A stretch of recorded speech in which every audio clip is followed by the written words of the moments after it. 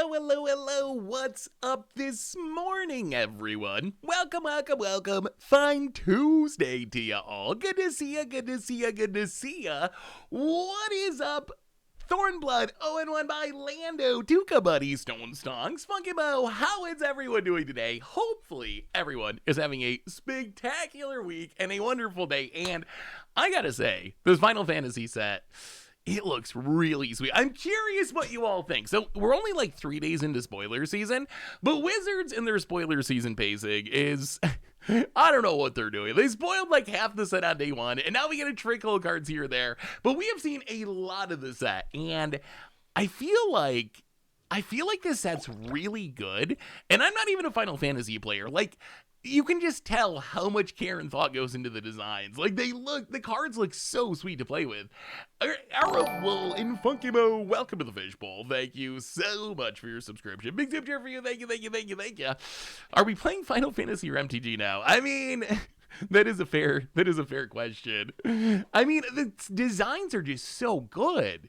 It almost, I've said this before, but it kind of makes me jealous. Like, it kind of makes me jealous when I see these awesome designs and like the innovation and just like the cool top-down characters being displayed. And I'm like, oh, I wish we could do that more in Magic. But I think part of the problem is Magic just doesn't have that strong of characters. I think that's part of the problem. It seems a lot harder to do top-down Magic character design because the characters are just not as fleshed out in a lot of cases as like a Final Fantasy character. But yeah, the set, it looks so cool. It looks so incredibly good. I'm curious, I asked this on the podcast and I kind of got an answer from Richard, but I figured you all would have a better answer, which is, what is the, like, Murders at Karlov Manor of Final Fantasy? Or, like, Ether? What's the set that everyone hates? There's gotta be one, right? There's so many Final Fantasy games.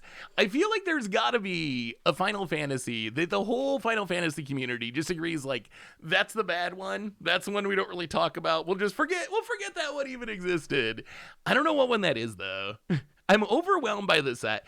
That is a big issue. I know that feeling, too. And I get to look at Magic cards all day, and I also still feel overwhelmed. I think part of it's there's so many words, like so many double face cards, and even like this is a very simple card. Jill Shiva's Dominant. This should be it's a mana war. It's a literal mana war. 3 mana for a 2 when it enters you bounce something. It's like the simplest card design of all time, but somehow it's got like 4 names on the type line. It's got another mechanic that flips it around. It flips around into a whole bunch more text on the Saga side. So even what traditionally were very simple cards have become like very complex. And I think that's part of just like making it hard to keep up on everything because there's so much to read and so much to go through. Final Fantasy VIII got a lot of hate. I remember Final Fantasy VII being very big. So I feel like maybe did 8 just get looked down on because it wasn't 7? Because 7's the one that I know is someone who doesn't know Final Fantasy as being like the big Final Fantasy game. Hey, what's up, 0-1 by? How are you? Good to see you. Starting Town's going to be the best card in the set. Probably going to be at least $15 a pop. Starting Town is going to be incredibly important for Standard, I think. The problem with Standard is we're going to rotation. We're losing all the pain lands. We're losing half the fast lands. Maybe we get something in Edge of Eternities. It doesn't look like we're getting a land cycle in this set. So we're going to need Starting Town just to make decks function, I think. I think that card is going to be one of the most important Standard cards, like immediately upon release. Or at least this summer once we get to rotation is going to be really important. A had a weird battle system. Oh, okay, I guess that makes sense. I believe Final Fantasy cards look and feel good because of how the set was made, similar to how they made Modern Horizons. That's one of the things I love about this set, is like, in a normal set, you wouldn't randomly just have like a Devotion to Red card. Like normally Wizards is very hesitant to just throw random mechanics in there, but I feel like with a set like this, they can do whatever they want to. So we can have Clive just be this random red Devotion card, even though Devotion's not part of the set, and it leads to just really fun design. So I think that's one of the best parts. One of the best parts of this. Yeah, I'm also looking forward to rotation. Chat, what do you think? I gotta ask you about this one card. I gotta ask you, because this is the card everyone's hyped about. And then I promise we are gonna play Magic. We're gonna do some Rhinoing, but I'm curious. Vivi. How good is Vivi? Because on the podcast yesterday, I felt like I was maybe the Richard. When I read VV, like I can see how it's powerful, right? It grows, it makes mana, but I feel like it's kind of slow. When I think of the Corey Steelcutter decks in Standard, I'm kind of like, isn't this slow? You like play it, it's got to sit out to grow, and then it does something. I'm very curious how good you think VV is, because I've seen a lot of people seem to think it's like straight up broken, and for some reason, I'm kind of skeptical that VV's actually that good. Normally, I'm the one that's like, oh, it's gonna be good, it's gonna be good. But in this case, I'm the one that's like, I can see how it's cool, but I don't know if it's actually gonna make it. I mean, it is good with Monstrous Rage. Although Monstrous Rage, it's got to get banned, right? It's got to go. It's got to go. It is very explosive. Like, the upside is very high. I could see it being a combo piece. VP will be strong, casual commander, and that's it. This is, excuse me, this is a very commander-looking set. Like, just looking through the cards, it seems like commander is the focus. I feel like, and maybe I'm off base here. What do you think about the idea of we need to get rid of legendary matters as a theme? Because that's the biggest thing in this set. Like, there's going to be, 170 legends or something? Like, every creature, like, half the set is legendary creatures. I feel like that is... I mean, I get it. Like, you have all these iconic name characters. You got to make them legends. They're good for Commander. But I feel like we got to get rid of legendary matters. I feel like it's too easy now. If everything's a legend, I don't know if we need legendary matters themes. Isn't every set focused on Commander? I mean, it is. It is. Commander is really big. So every set is going to be influenced by it. But this, I don't know. This set seems very commandery to me. Like, almost every card seems like a banger for Commander. And then there's some cards that are like, okay, that's going to be pretty sweet in Standard. Legendary, it is becoming just good stuff because there's so many legends. If everything's a legend, I don't know. I remember Mark Rosewater saying a long time ago that they should just get rid of any rules meaning to legendary. So then they could make anything they wanted to legends, but it wouldn't have any impact on the game. I almost think that would be a good direction to go because we just have so many legends now. It's almost like legendary matters. It's like almost like humans. Remember when humans felt like a cheaty tribe? Because like the default in a lot of sets was everything that didn't need a specific like creature type would just be a human. And it just made it really easy for human tribal to be a thing. Lou and Vivi, little guys with Cauldron. Yeah, Vivi's really good with Cauldron, that's for sure. Bring back the old legend rule. I was thinking about that actually. How, remember when Jace Bellerin was one of the best removal spells? Just because you could legend rule away Jace Divine Sculptor. Actually made it one of the best removal spells in the format. Hey, what's up, Stone Raid? How are you? Good to see you. Good to see you. The original legend rule was probably a little too harsh. I think that was a little bit too much. When you would just be locked out, that led to other problems with like Lin Sivian stuff, where it kind of just destroyed some formats. How are you, Stone Raid? Good to see you. Good to see you. Good to see you. Anyway, let's do our reminders. Start playing some Magic. Then we talk about Final Fantasy and whatever else is going on. Didn't people play Legends in Kamigawa? Yeah. Umezawa's Jitte was another one where you'd use that trick. You'd play Jitte. There were like decks that didn't have any creatures to equip Jitte to that would play it just to keep their opponent from being able to play Jitte. The Chocobo's super cool. I feel like Traveling Chocobo is one of the best cards in the set. Like, double landfall is by itself really good. I feel like the bird text probably won't matter, but I just think a 3-mana landfall Panharmonicon is going to be really, really, really strong. What do you think about Cloud? Is Cloud good? I know Krim really likes Cloud. I just don't know what equipment we have for Cloud. Absolute Virtue is hilarious. The card's probably so bad because it just dies to removal, but if you can get it to stick, you're not going to die. You're not going to die forever. Why don't chocobos fly? I don't understand why these birds, they look kind of fly. Like, look at that thing. Maybe that's just a really good jump, but that looks flighty to me. Cloud is a worse Stoneforge. That is true. I mean, in Modern, I don't think it's going to replace Stoneforge, but like Pioneer, Standard, we don't have a Stoneforge, so maybe in those formats. Why do ostriches don't fly? They're just not trying hard enough. Are they? Oh, they're ostrich. They're supposed to be ostriches. Oh, I see. Replay YouTube. This man find all the old streams, including this one in the future. Normal YouTube. Fireplay. What? Replay. Replay YouTube. Normal YouTube. Tons of spoiler content. Some super sweet decks coming out. On Against the Odds on much of you. One more reminder that our sponsor today is Card Kingdom. If you need some magical cards, you can get them over at cardkingdom.com/mgdgoldfish. If you get a goldfish sticker, just let them know you want one in your order notes. Yeah, I feel like Absolute Virtue could be a good Against the Odds card. The Saga creatures are so unique. I think those are going to be really interesting to build around. I think Sephiroth might just be the best constructed card from the set. Oh, actually, I got to ask you about this card, because I feel like this card's super busted and one of the best standard cards from the set. But other people are a little bit more skeptical. Where did the equipment go? Lucid, welcome to the Fishbowl. Thank you so much for your subscription. Big subscription, thank ya. Good to see ya. Hope all is going well. Where's the blue? All right, and then we're gonna play Magic, I promise. I just gotta ask you about this one, because I feel like in a Corey Steelcutter meta, this card is just gonna be so good. Also, there is a WotC stream today. I don't think we're gonna watch it, but we probably will get some new cards this afternoon before the stream ends that we can talk about. This card. I feel like isn't this card really good? I don't know why it's not getting more hype.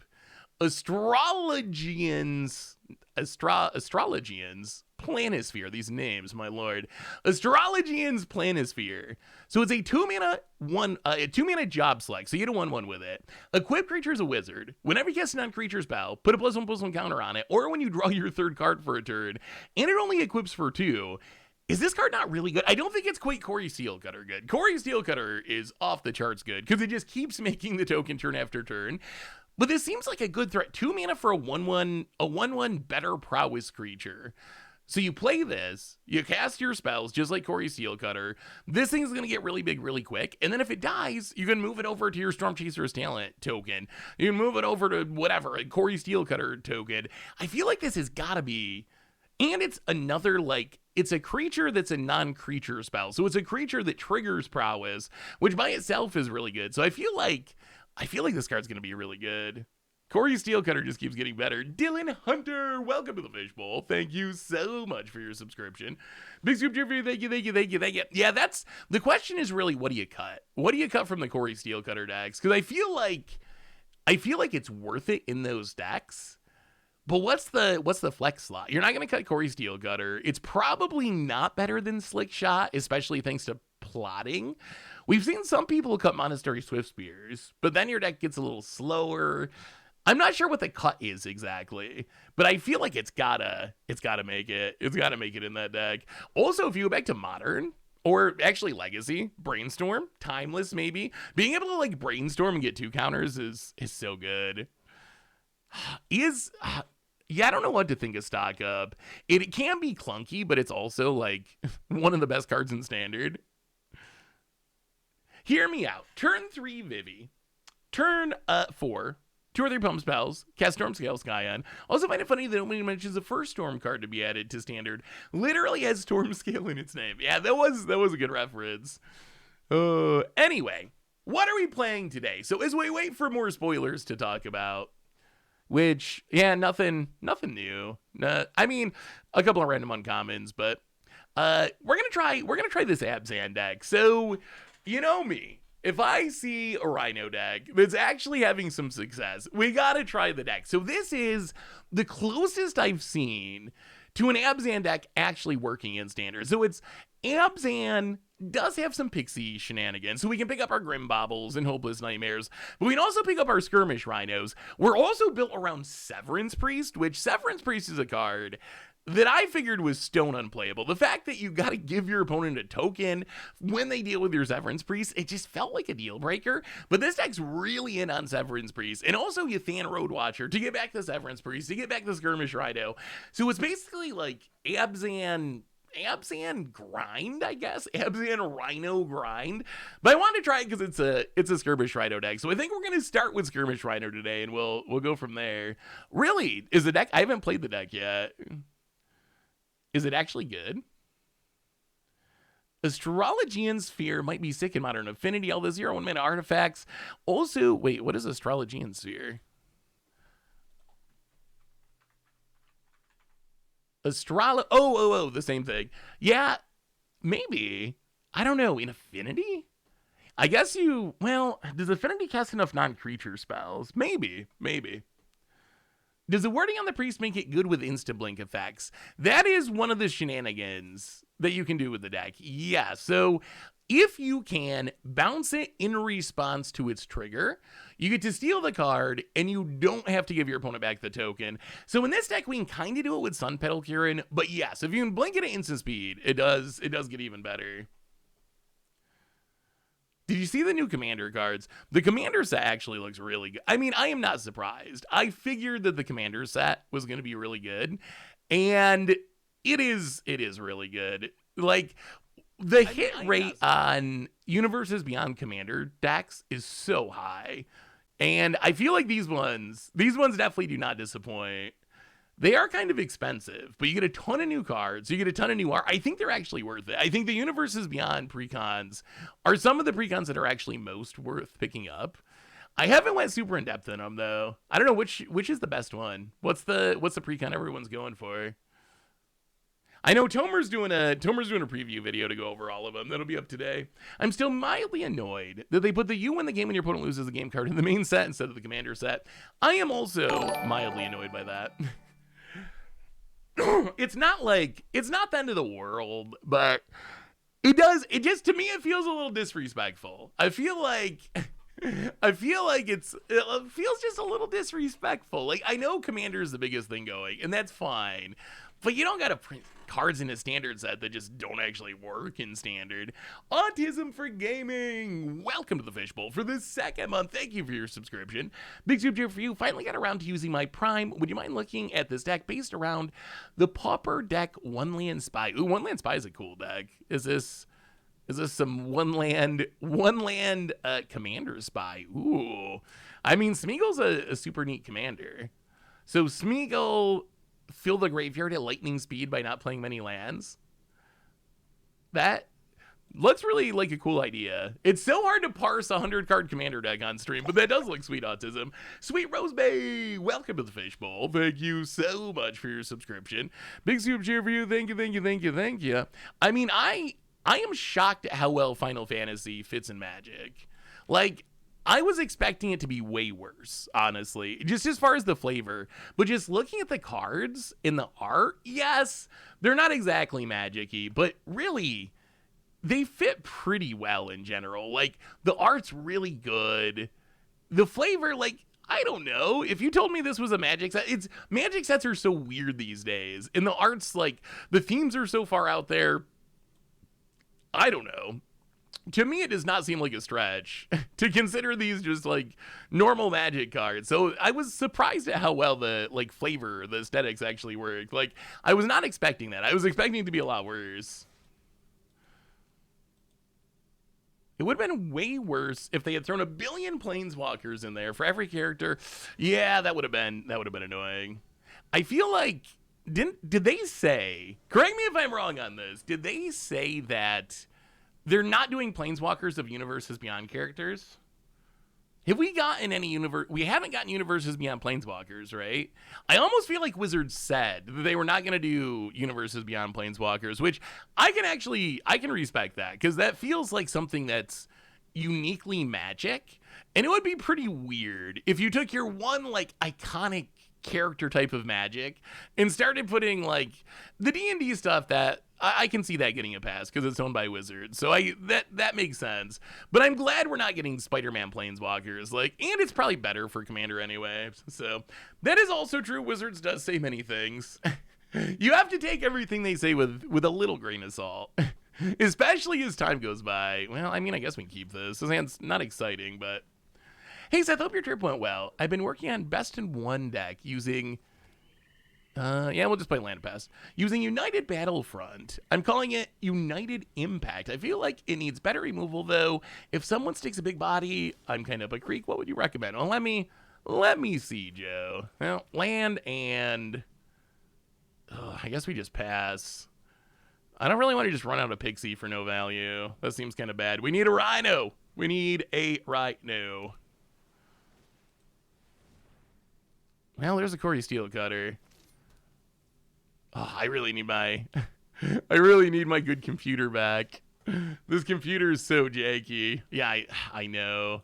I feel like hopefully it gets better. I'm on my backup computer at the moment because my oh man, I'm still so upset that I bought a new computer and then it immediately broke.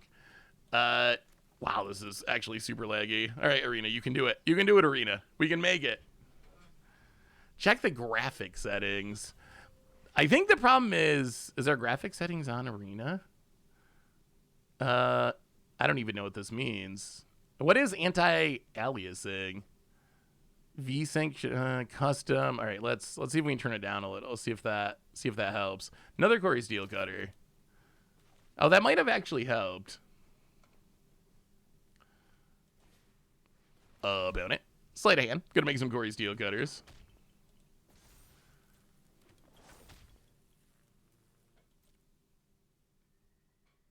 Non-magic question. As a basketball person, Seth, do you think Ant-Man has the capacity to become the next Kobe, MJ, LeBron level player? I mean, he's very good. He's very good. The thing that sets those people apart is, I think, all mental. I think once you get to that tip-top tier of like the best in the world, I think what sets the greatest of all time apart from the really good players is the mental aspect. I feel like Ant might be on that level, just with like the competitive nature and the drive to win and all that stuff. So I think there's a chance. It's probably unlikely because getting to that level is super rare. Man, we're so dead here. Corey Steel Cutter is such a brutal card to play against. Like, we do all this work. We can kill 2 of the tokens. That was, by all measures, a good turn. But all we really did is nothing, because they're just going to cast 2 spells and all their tokens are back. Like, Burst Lightning, make all the tokens again. The Mega Magikarp. Welcome to the Fishbowl. Thank you so much for your subscription. Big Super Jeffrey, thank you. What do you call a Viking who has lost his ship? A hiking. Very good. How are you, Mega Magikarp? Good morning, Seth. I'm going to be in Denver next month for a CDH tournament that has been dubbed Mortal Kombat 1. It's being put on from the guys from Critical EDH, and it's in a Dave & Buster's. Ooh, that sounds fun. That sounds super fun. Well, okay, let's keep killing. We're at 5. We're at 5. How do we get to 5, chat? How do we get to 5? What is this deck? Why is Corey Steel Cutter a thing? Yeah, they went a little hard on that one. They might have went just a wee bit hard on Corey Steel Cutter. We killed both of their creatures the turn before. Like, technically there were no creatures on board. We killed them all. And we still just died. Okay, so we can bring in the 2 temporary lockdowns. Those are good. The Shieldred would be good if we can draw it. I don't know if Duress is actually worth it. Maybe on the play. Momentum Break? Is Momentum Break even worth it? Probably not against the tokens.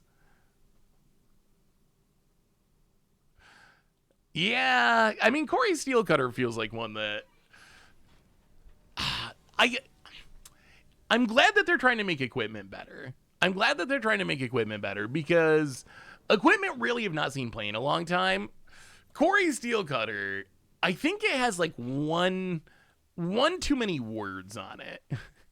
I think like equipping for free and haste and trample, like if you knocked one of those words off there, it would still be a really good card, but it probably would feel slightly more manageable. Yeah, giving trample. That's my big takeaway. I kind of feel like a lot of the issues that we've had with red decks in current standard comes from Wizards adding trample to like cheap red cards. Honestly, when you think about it, and I know this isn't the biggest deck at the moment, but when you think about it, isn't it kind of ridiculous that like Oh, ooh, there's a rhino. Isn't it kind of ridiculous that mice give trample? Like, mice are the smallest creatures. Just like disregard gameplay and just think about flavor. Should mice actually be giving giving trample? This seems like a very weird flavor choice. So I hope that in the future, Wizards. Oh man, oh the hard whiff. Oh, and we milled a temporary lockdown. All right, that was not great. That was not great. Is there a Final Fantasy card that has you excited? Honestly, Corey Steelcutter. Okay, that's hey, there we go. Out of here, Corey Steele. Okay, now we get to play Magic. I watched. There was like a Nerd Rage Games event over the weekend that I caught the end of. And there was the last round of the Swiss going into the top 8. And it was two people that knew each other because they play in the same tournament series. But they were both playing prowess mirrors. And they made a gentleman's agreement to sideboard out all their Corey Steel cutters after game 1 and play the rest of the match with no Corey Steel cutters. And it was way more interesting. Another Lauren, not the worst. We do have to deal with this slick shot show up, but that's fine. We can get down skirmish Rhino. Drain you a little bit. Here comes the Rhino. Get in with the Lauren, hit your opponent. Down to 16 past the turn. Yeah, that was... And the deck still looked really good. Prowess would probably still be good even without it. Is there a card from Final Fantasy that I'm especially excited about? Oh, 2 of them? Okay, this... Are we dead? Sleight of hand. Okay, yeah. I mean, this is going to hurt. We do have 2 removal spells in hand, so as long as we live, opponent. I mean, I guess we're probably not... Oh, they have into the Phlegma. All right, going to bounce. I mean, we're kind of fine with them bouncing the Overlord. That's actually good for us. Well, we're taking 10 to the face, down to 12. However, now we get to play Grimbobble. Get rid of the Slick Shot show off. Playing Nowhere to Run, where your opponent's tapped out. Get rid of the Slick Shot show off. And hit you for 6. All right, we're still in it. As much as I don't like losing to this deck, beating the deck does feel pretty good. Ooh, there's a stock up. This is where stock up's so good. Like, yes, it's kind of slow for the primary plan, but it also is one of the cards that lets the deck not run out of gas. And I think that's part of why the deck's so strong is even if you can overcome the initial rush of Corey Steelcutter and Slick Shot and so forth, even if you can get by that, you still have to deal with your opponent just refueling constantly with stock up. Nurturing Pixie. Well, go to combat. Get in, hit you. I think the Rhinos might get there, though. Wow, an opponent scoops it up. Okay, Rhino power. I think part of the challenge of picking a card from the Final Fantasy set is there's just so many cool cards. Like, really, almost every single design is really intriguing. The flipping into sagas is, like, super unique. A lot of the backsides seem really powerful. Absolute Virtue is kind of hilarious. Sephiroth, I think, is one of the strongest cards in the set. Yeshua Rule seems super fun.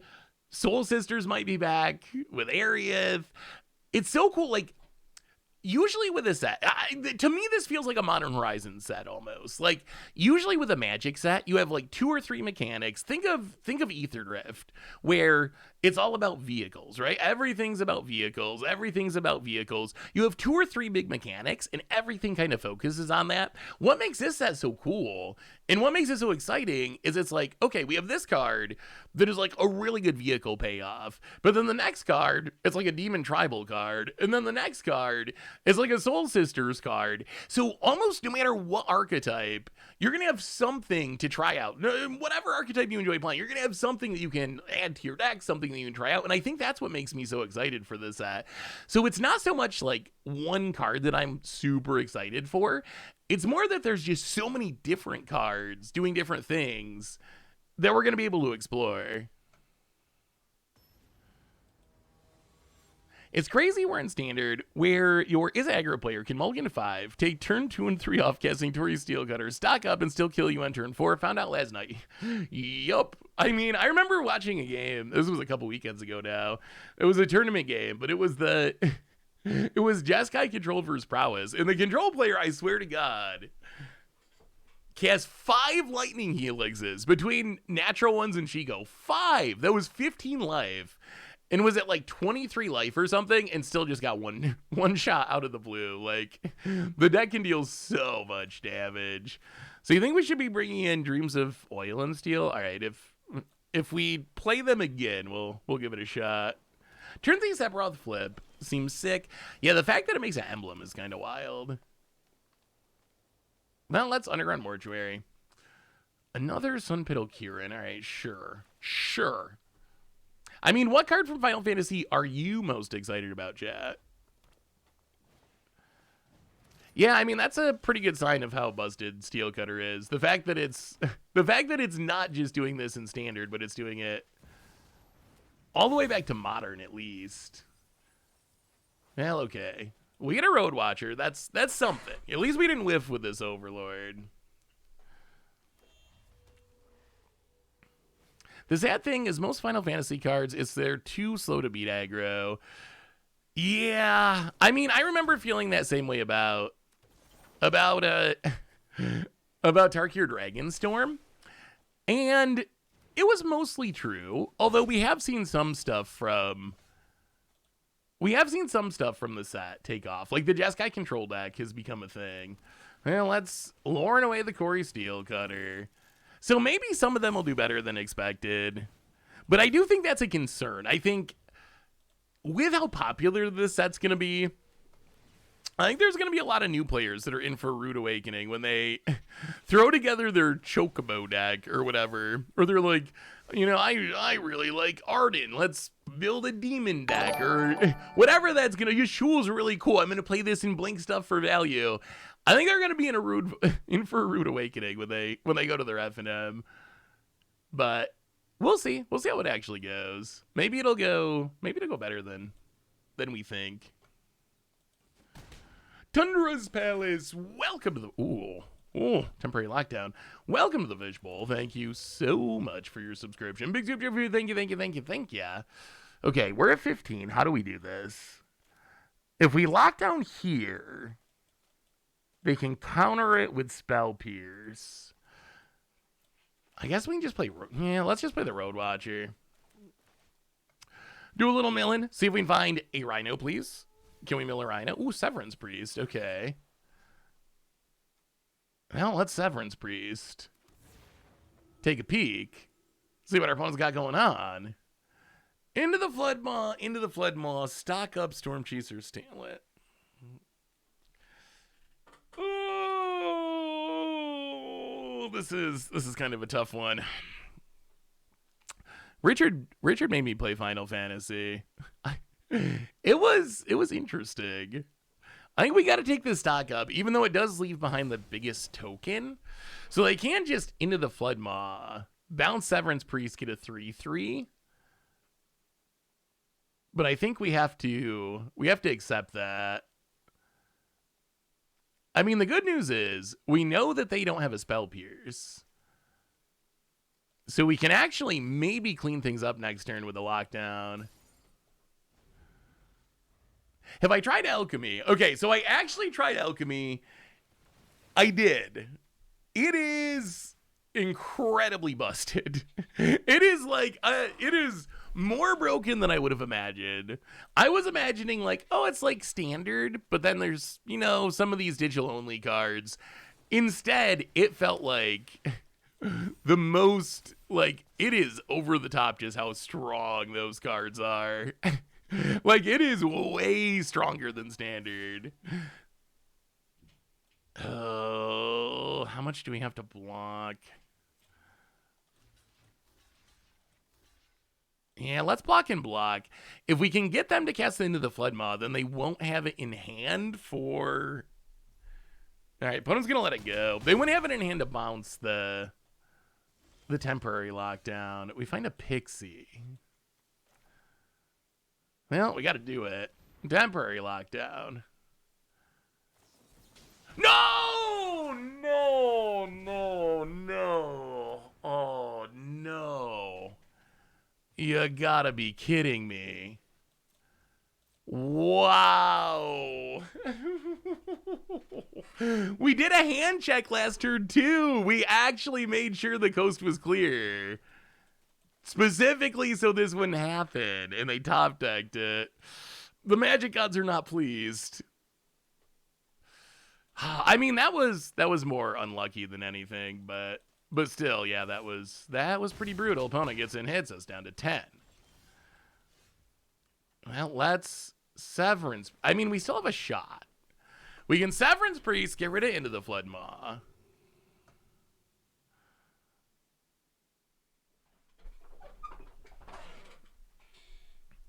Severance Priest into the Flood Maw. Play the Grim Bobble. If our opponent wants to Spell Pierce, they can Spell Pierce. Because we get our Overlord off in pen. Sure. I think we're still good. I think double Spell Pierce, hopefully not enough. Because now we get the Overlord. Can we take down the best deck in Standard? Opponent. What do you got? We also have the Maelstrom Pulse that hopefully can get rid of both of these Storm Chasers' talons. Oh, no. The best draw in their deck again. Into the stock of. Okay. Want to learn something funny? Moon Mist works with these Final Fantasy legends. If you want an easy way to transform them, that is true. A lot of them are humans.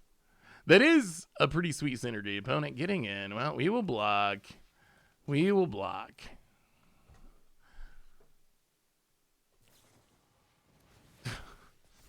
Opponent finds a Witch Stalker's Frenzy. Gets another 1/1. We draw more not very good Kirans. How can we do this?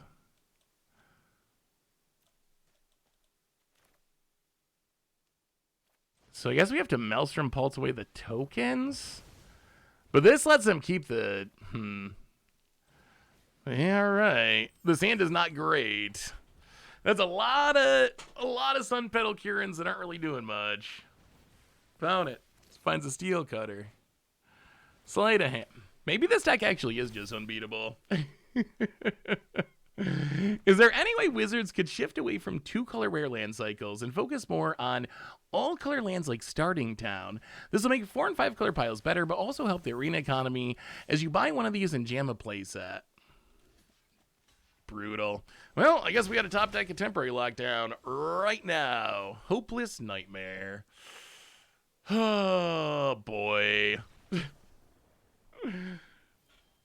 I mean, I will say, I think if we run that match 10 times, I think we win like 8 of them or something. Our opponent did kind of top deck absolutely perfectly. Like, we did the hand check to make sure there wasn't a Spell Pierce. They top decked the Spell Pierce. We get them empty-handed. They top deck the stock up into the Corey Steel Cutter. So I think, yes, the deck sees a lot of cards, but I feel like that was a little high rolly on our opponent's side. It didn't feel like we had no shot. It felt like it was close. They just drew absolutely perfectly. So, Silty Smacker, that's an interesting idea. So here's the thing. I don't think Wizards wants you to buy less rare dual lands on Arena. I think that rare dual lands are literally some of the most valuable cards that Wizards has to print. Oh, no white mana. I think we're going to keep this, though. If we find white mana, the hand becomes pretty good. Oh, boy. Oh, boy. It looks like we're up against Corey Steel Cutter. Well, let go.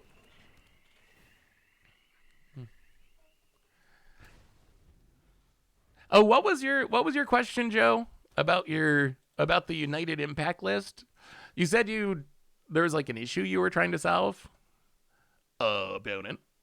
Getting in with the Swift Spear, down to 18. Well, land and I guess we just momentum break. We really need some white mana. So we get to get rid of the Swift Spear, which is something. Pass the turn. But yeah, I mean, it would be interesting. It would be interesting to see Wizards focus more on 5-color lands. Yeah, there's white mana. So we can play the land, play the Pixie. I mean, I guess we just do. For somehow, Bouncing Hopeless Nightmare again and again has become the good guy of Standard. We're the hero. The hero. I feel like it needs better removal. One of your suggestions. All right. Hit you to 16. About it. Well, there's the Corey Steel Cutter. And Burst Lightning triggers the Steel Cutter. Sure.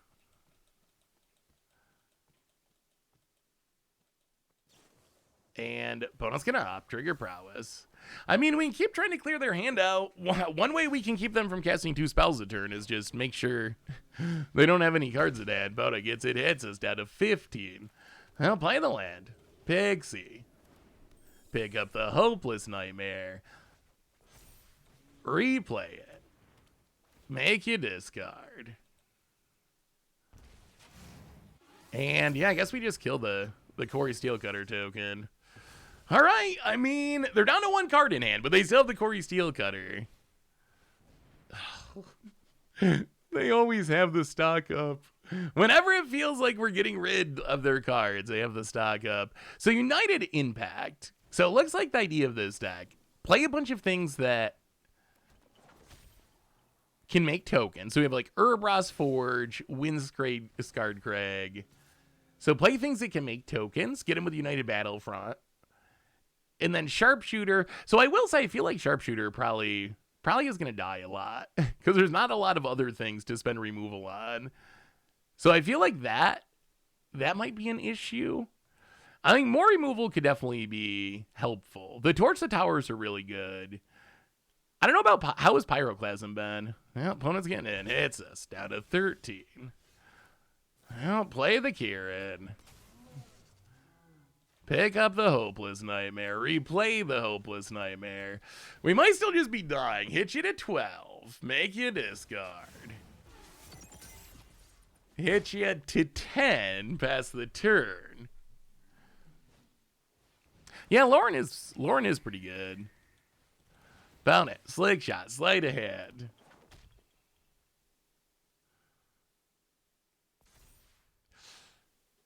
Phoenix down for Final Fantasy seems sweet with the Gearhulk. Yeah, that was the first thing I thought to do. It seems so good in the Gearhulk deck.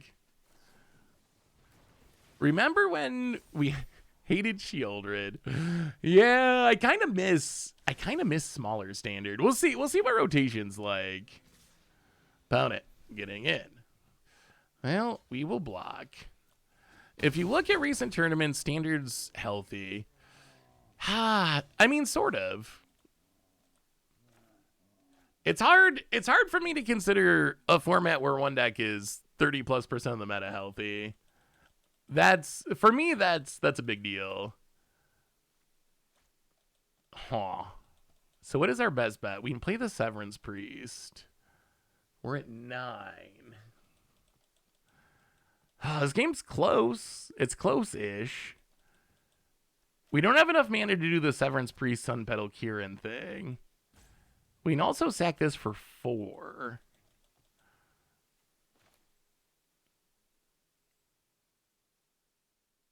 Let's play the Kieran.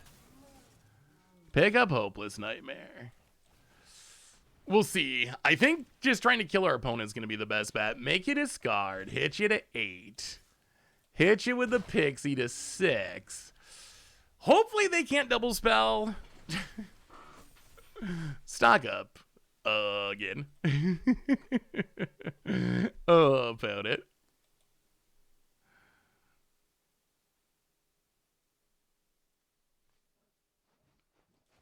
Stop playing standard because the same 2 decks over and over again. I will say, I think some of it's arena too. I think I could found it. More Corey Steel Cutters. I mean, as long as we don't have to block here, we just win on the backswing, right? Opponent hits us. All right, down to 7. Down to 2. Or 4-7 down to 2. But now I think we got him. Sun Petal Kieran. Pick up the Hopeless Nightmare. Replay the Hopeless Nightmare. Hit you to 4. And then get him with the Dorks. Oh, wow, they had a lethal Burst Lightning and... Wait. Couldn't they have Wait a minute. Do they have a lethal burst lightning in hand and play a second Corey Steel Cutter? I mean, I guess we could have sacked the momentum breaker, so I guess it wasn't actually lethal. That's probably what they were thinking. Okay, that makes more sense. Yeah, the deck list looks cool. The deck list looks cool, Joe. I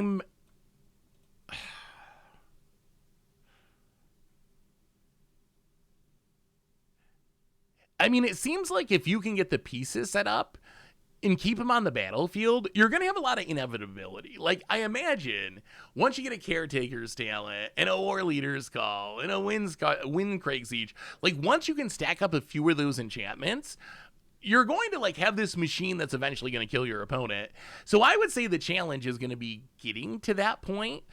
So I would probably focus on more, like, more early, I don't know if it's sweepers, like split ups, if you just want get lost, but like more ways to try to stay alive long enough to get the pieces set up. That would probably be the direction I would go. Because I feel like if you can get the pieces set up, it's going to end up being really good. GR Machello, welcome to the Fishbowl. Thank you so much for your subscription. Big super, thank you. Your deck is the most MTG Goldfish deck I've ever seen. So gimmicky. Wait, what deck are we talking about?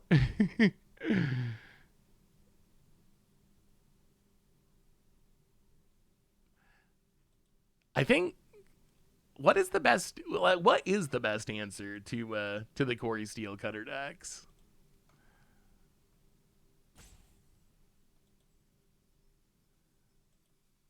All right, so we want temporary lockdowns. Apparently Dreams of Oil and Steel. Everyone says Dreams of Oil and Steel is actually good. I don't know what we can cut. I don't really want to cut Rhinos. I guess we can go one Severance Priest and like a Pixie. Maybe try it like that. I mean, Lockdown is good. Lockdown's definitely good. High Noon, I've been kind of like medium impressed with it. It's kind of interesting because they can answer it relatively easily. This hand would be good if we could cast stuff. Hey, there's some Rhinos. All right. Rhinos. This is how we know if Standard is healthy. If our two Skirmish Rhinos beat the Corey Steel Cutter deck, then we know Standard is good. On the other hand, well, now we drew a temporary lockdown, so we might actually win. I'm loving the new Final Fantasy for my Abnixilus Captive Kingpin deck. There's a few cards already spoiled. I'm 100% adding, like, Black Magic Rod. Ooh. Wait, what's Black Magic Rod do?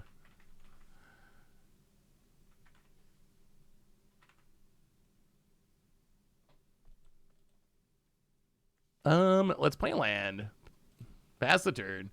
We flash in the Kieran if we want to. Would Lingering Souls Intangible Virtue? Honestly, I would be more concerned about them not being good enough for Standard. I don't think there's any way they'd be too good. I think they would be perfectly fine. Oh, Black Mages. Black Mages Rod. I was wondering, I tried to look it up and I didn't see it. Oh, the job. That is a cool theme. I like the theme of this, like, making the token wizards that deal damage when you cast a spell.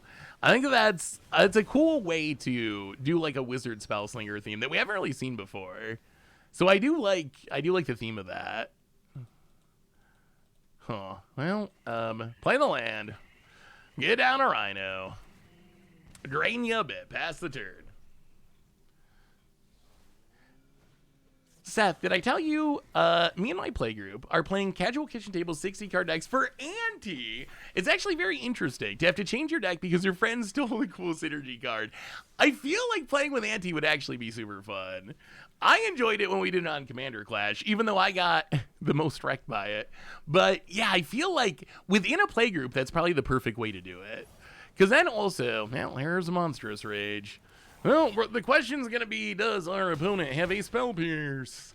Hopefully the answer's no. Temporary lockdown. Well, okay. Looks like they do. Sure. And we'll play a land and die.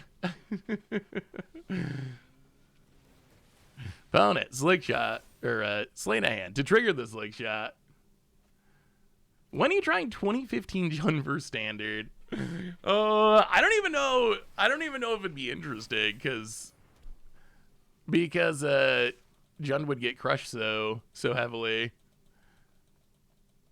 An anti-league would be fun. We're going to swap out basic lands. You have lethal opponent. I don't know what our opponent thinks they're. I don't know what they think they're doing. I don't know if they think they're being funny or something. Like, you're playing the broken deck in Standard and not swinging for lethal as you emote. Opponent. Hello, opponent. What do you think of the new blue equipment? Also, how would you say its name? I would say Astrologians Planisphere. Astrologians. It's got to be like of an astronomer, right? Like owned by an astrologer. I imagine that's what that word means. I think the card's actually really good. It scares me that it goes into, well done, opponent, well done. It scares me that it goes into the already best deck in Standard. That part is concerning to me. But I think it's a very powerful card. I think it's one of the best 60 card format cards from the set. Yeah, I don't really know. I don't know Final Fantasy creature types, but I do know that there's a lot of wizards in this set. Like wizards is definitely one of the sub themes, I would say, of the Final Fantasy set. So I assume there's a bunch of wizards in Final Fantasy. Do things even have creature types in Final Fantasy? The only Final Fantasy I've played is that like hour and a half with Richard and Krim the other day for the Patreon video. Yeah, I mean, the Spell Pierce was kind of the problem. If they didn't have that Spell Pierce,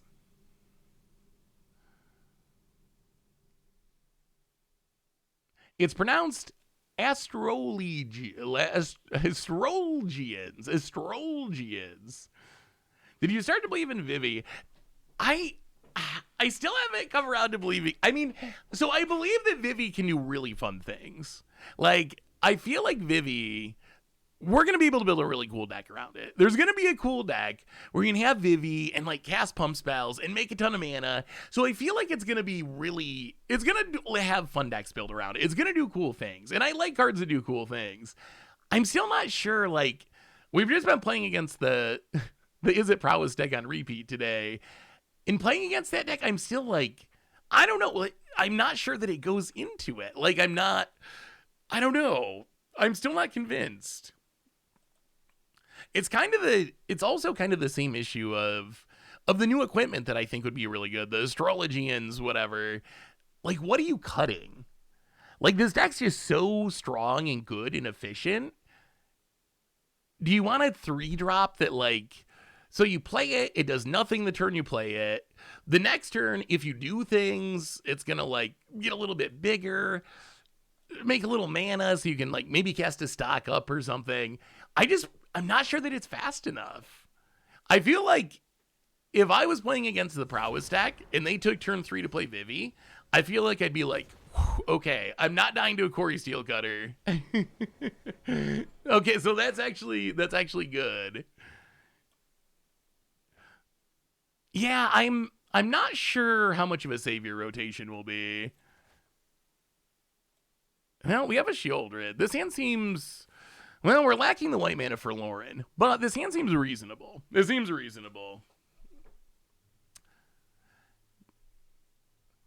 Yeah, High Noon, if you can build the deck where it doesn't wreck you too much, it is good against Corey Steelcutter in specific. It does really help shut down Corey Steelcutter, although they've started playing more bounce spells to answer it. So it's not just like if you play it, you win necessarily, but it is very good. Have you ever played a Final Fantasy game? The only Final Fantasy game I played, it was last week. I played with Richard and Krim. I think it was Final Fantasy VI, maybe? Like a remake of Final Fantasy VI. It was Okay. I see. I'm a skipper. I didn't realize. I sit down and it's like there's all this talking going on and all this like text on the screen. I'm like, can we just skip this and do something? And Richard and Krim are like, oh my god, the story. It's all about the story. So I think maybe I'm just not built for the story aspect of the game. Um, it seemed like you could really get into it though. Like it seems like it's got a good story to it if you get into it. This is just not my it's not my style of game. It takes way too long. I have magic brain. I play a game for like 20, 30 minutes. We win or we lose. We move on to the next one. The like playing 100 hours of the same game to go through the story is just I've never played any games like that.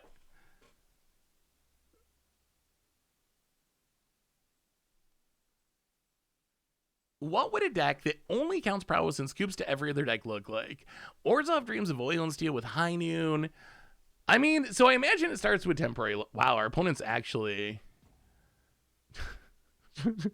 Are we just gonna get a free win after all this? All right, rhinos. The solution to standard. We figured it out. It's rhinos. uh... Yeah, Corey Steelcutter pretty good. Pretty good. So I think if we're gonna build a deck that was only gonna be Corey Steelcutter, I think you'd start with 4 copies of Temporary Lockdown. You'd probably play High Noon. I actually built. Let me see. Do I still have this deck in here? I was trying to mess around with a deck that was like anti Corey Steelcutter. It seemed I might have deleted it. Oh, here's my Rhino Alchemy deck. My Rhino Alchemy deck. Yeah, I think I deleted it because it didn't actually work. But that's where I'd be starting. High Noon, temporary lockdown, cheap removal. The other thing is I think you actually want a way to finish the game. That would be the only thing I'd say about control, is I think you want to almost be tempo-y, I think, where it's like, okay, I got the temporary lockdown, but eventually they're going to end the Flood Maw.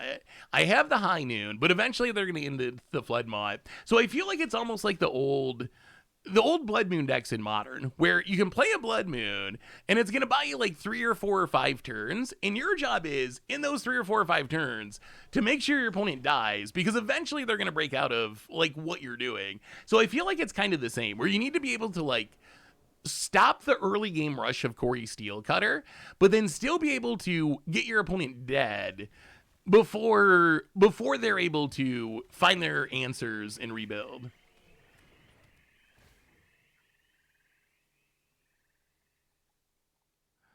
His story. So I think.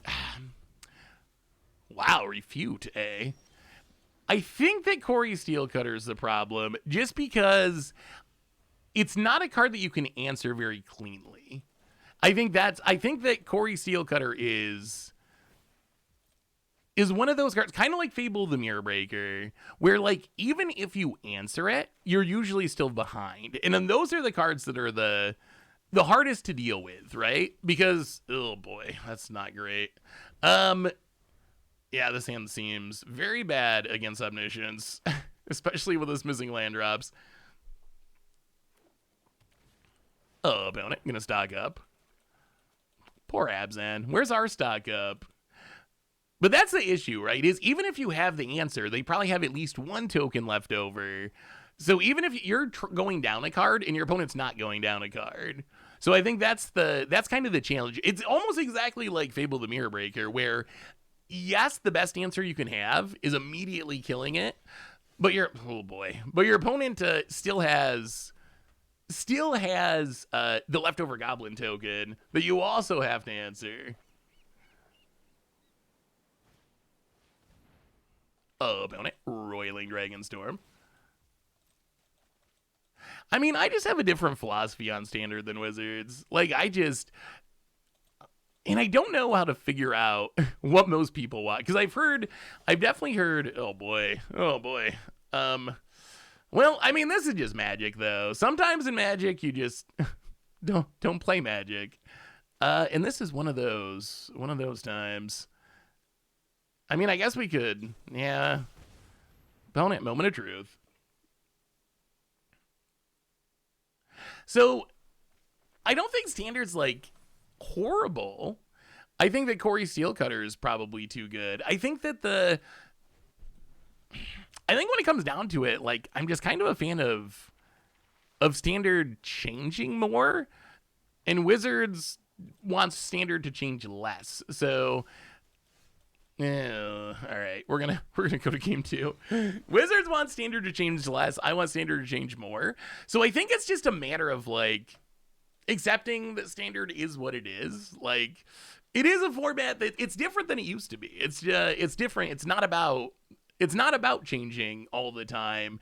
It's about having one deck that's at the top of the meta for 6 months or a year or 2 or 3 years. Like, that's not really what I think of as Standard traditionally, because just what I think of as Standard is, like, it's a format where it's just always changing. New sets have a big impact because it's very small. So I think it's more just coming to grips with this new philosophy for Standard. And hopefully it's the perfect philosophy.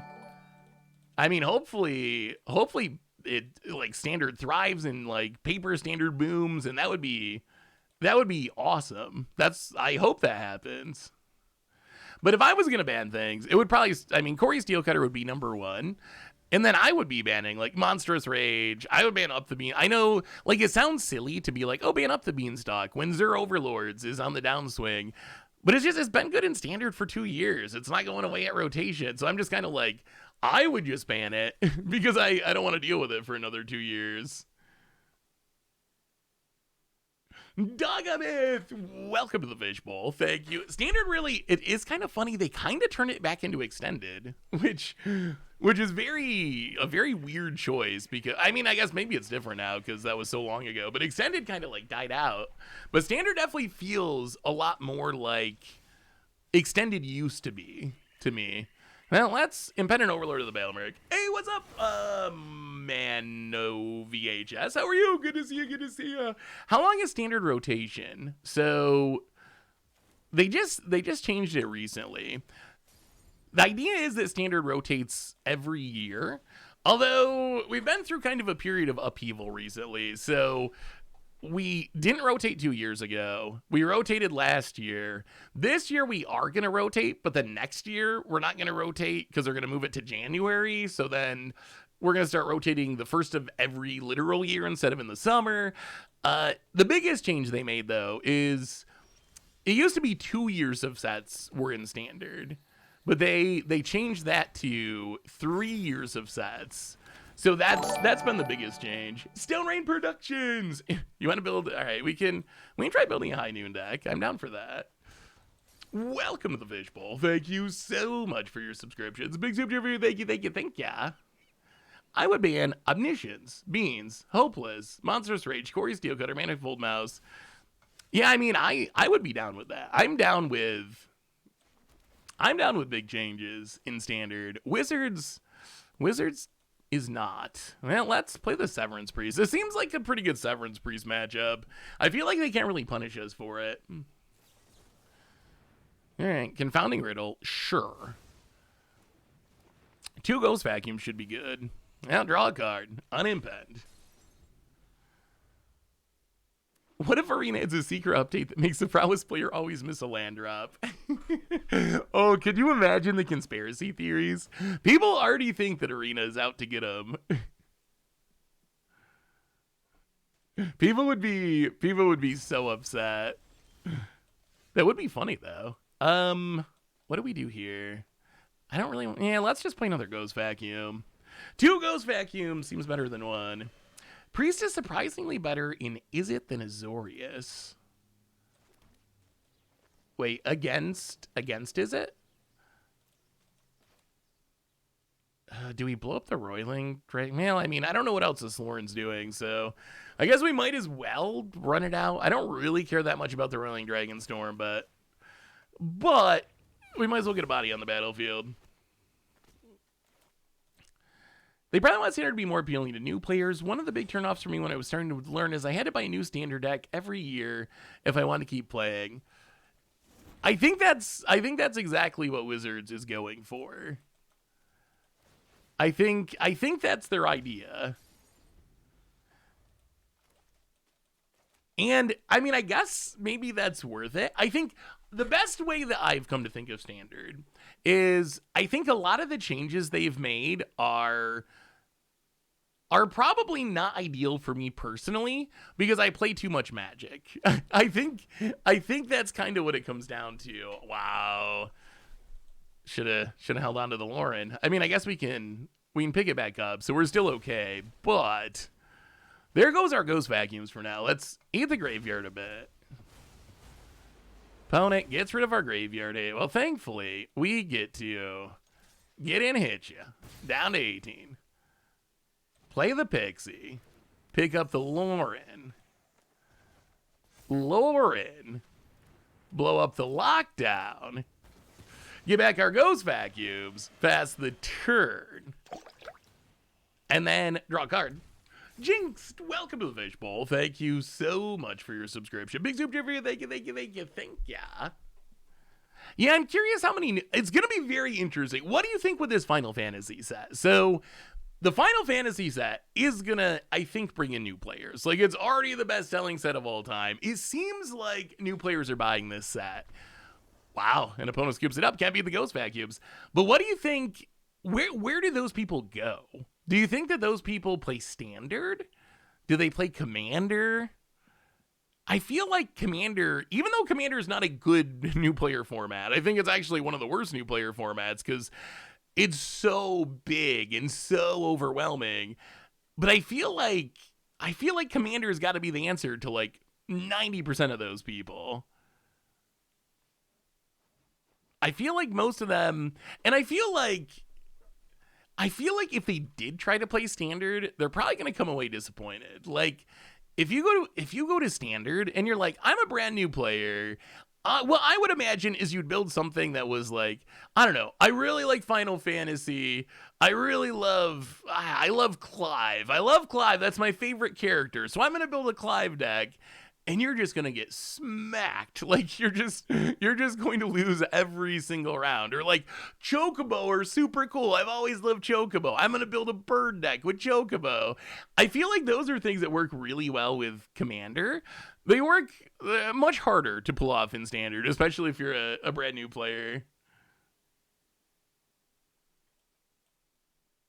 So what do we want to change anything else? Probably not. Well, let's just draw our Ghost Blades. Isn't Kitchen Table the most played not in official format?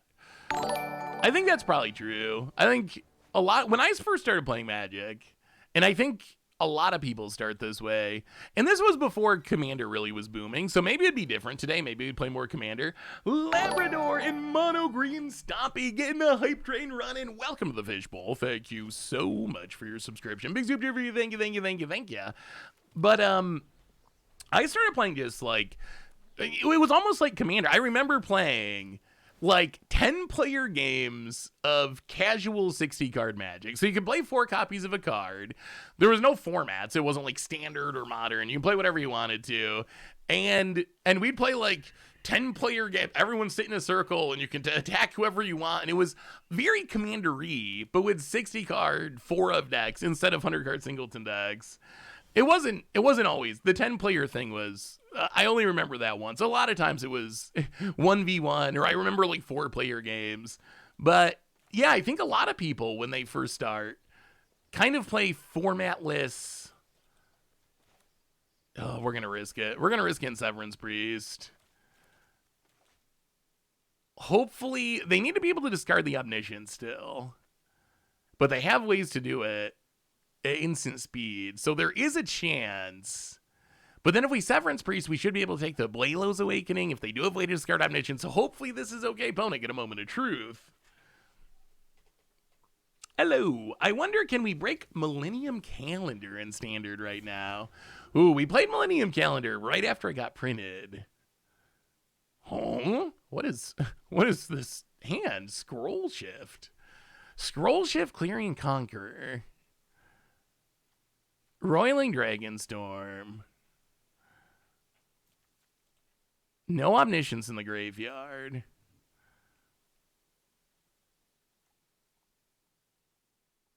Huh. Well, I guess we just take the Conqueror? Yeah, take the Conqueror. Take the Conqueror past the turn. I mean, how did y'all start playing? I feel like most people started playing just like casual kitchen table. But maybe it's Commander now. Yeah, if they actually pull off the combo, eventually looping Founding the Third Path is how they would win. But if they get their Omniscient stuff going, they could also just play like a huge board of Meringue River Regents and kill us that way or something. Like, if they do the Omniscience thing, I think they're going to... I don't know if we can realistically keep them from winning. So I think we just got to kill them before they get to Omniscience. Casual kitchen table, but with the modern ban list. Started in 1994 with my friend being a senior in high school. Bought my first pack of Torment. Started with Commander because there were 3 of us learning, but we all started playing 1v1 at points too. No, spoilers. Spoilers are happening. This is a very weird spoiler season. So let me see if I can find the article. This is a very, very weird spoiler season. It's very long compared to typical spoiler season. So it's a 3-week spoiler season instead of a 2-week spoiler season. And they previewed a ton of cards during the debut stream. So if you look at the schedule for today, the only spoilers on the schedule, there's a MTG Japan spoiler that the couple in comments that they already posted. And then I guess they're going to do some during the weekly MTG stream. So hopefully we'll get some stuff from that. But yeah, it's kind of a weird pacing where it was like a ton of spoilers on the first day. And now it's like a handful each day moving forward. Do we risk it? They only have 2 mana. You know what? I think we're going to keep playing things. We came here to play Magic, not just sit on a Cutzel's flanker all day. All right. Road Watcher. Mill us a 3-drop, please. Okay, this deck whiffs an annoying amount. We've riffed with the Road Watcher. We whiffed with the Overlord. Oh, don't mill an Omniscience. Please. Please, no Omniscience. So hopefully we get some more new spoilers during the WotC stream in a bit.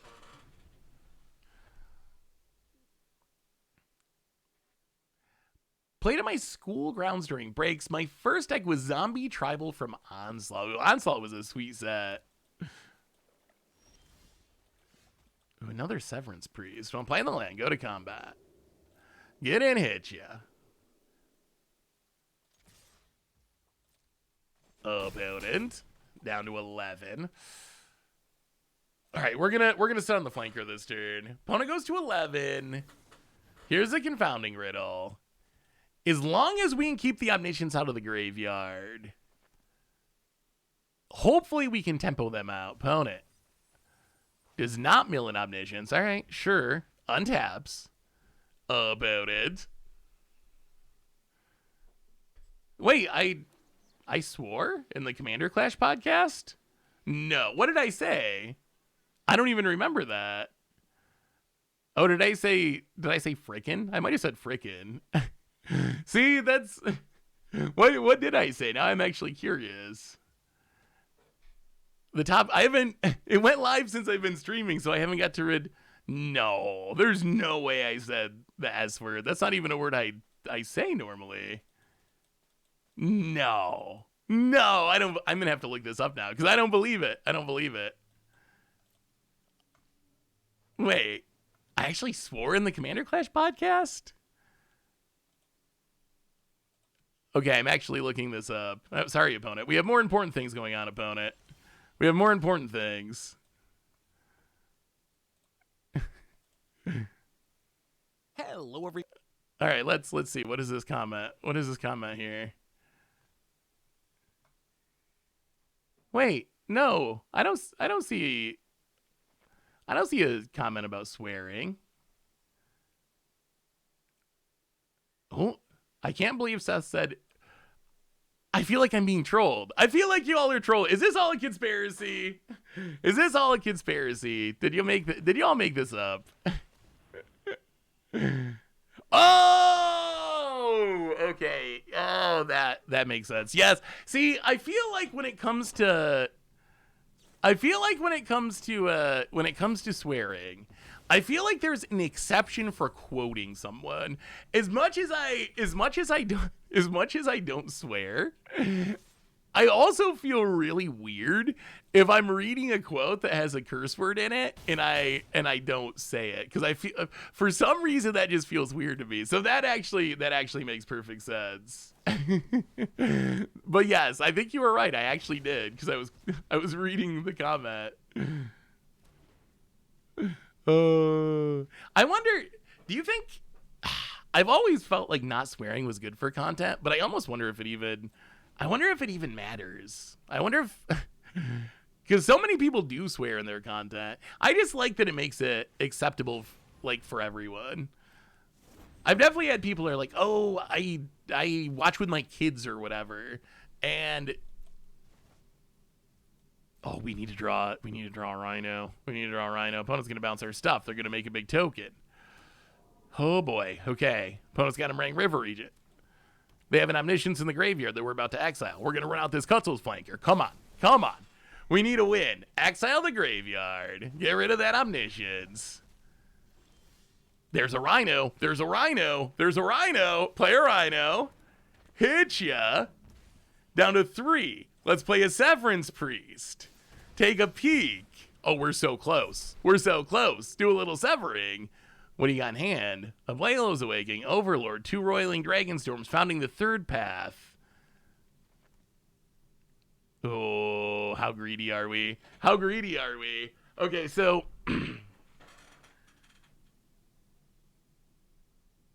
for what it's worth, even though I swear heavily daily, I appreciate you don't swear in content. Well, thank you, Lucid. I mean, for me, it's pretty easy because I'm not really a swear anyway. Like, it's natural for me not to swear because I don't really swear in my day-to-day life. So the question here is, yeah, there's 2 options. We can take a Ablalos Awakening to make sure we don't get Omniscienced, or we take the Overlord of the Mistmoors to make sure we can try to win next turn. The risk of taking Overlord of the Mistmoors is they do have enough mana they can Roiling Dragonstorm. If they exactly draw Omniscience in the top of their deck, then they do the thing. What if we... So they're at 3. Yeah, I think we have to take Overlord. Yep. All right, that's what we got. Play the land past the turn. Opponent, please don't hit an Omniscience. Please. That's our only option, right? They just got to cast Roiling Dragonstorm.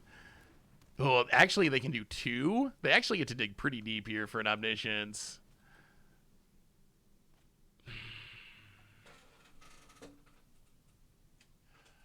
Oh, good game.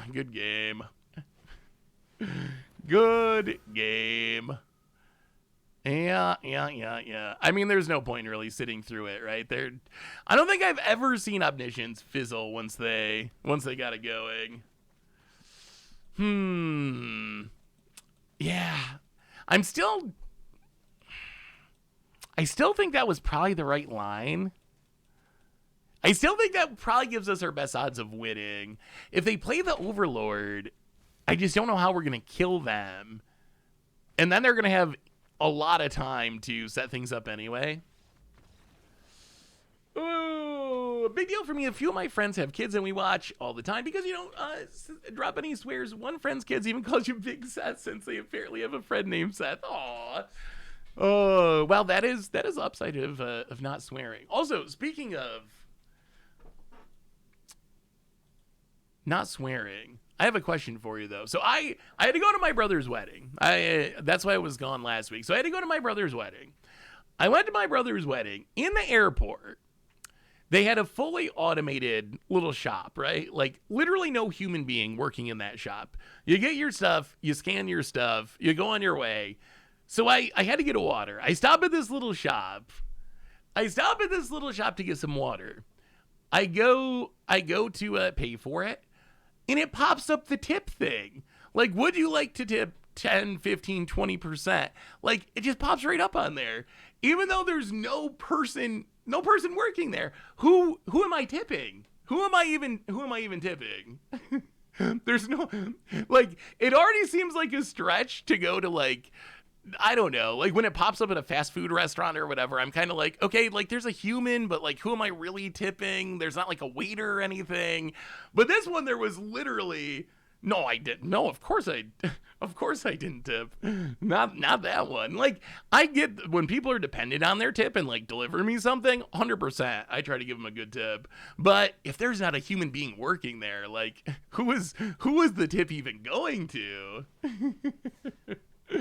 No, I did not tip the bot.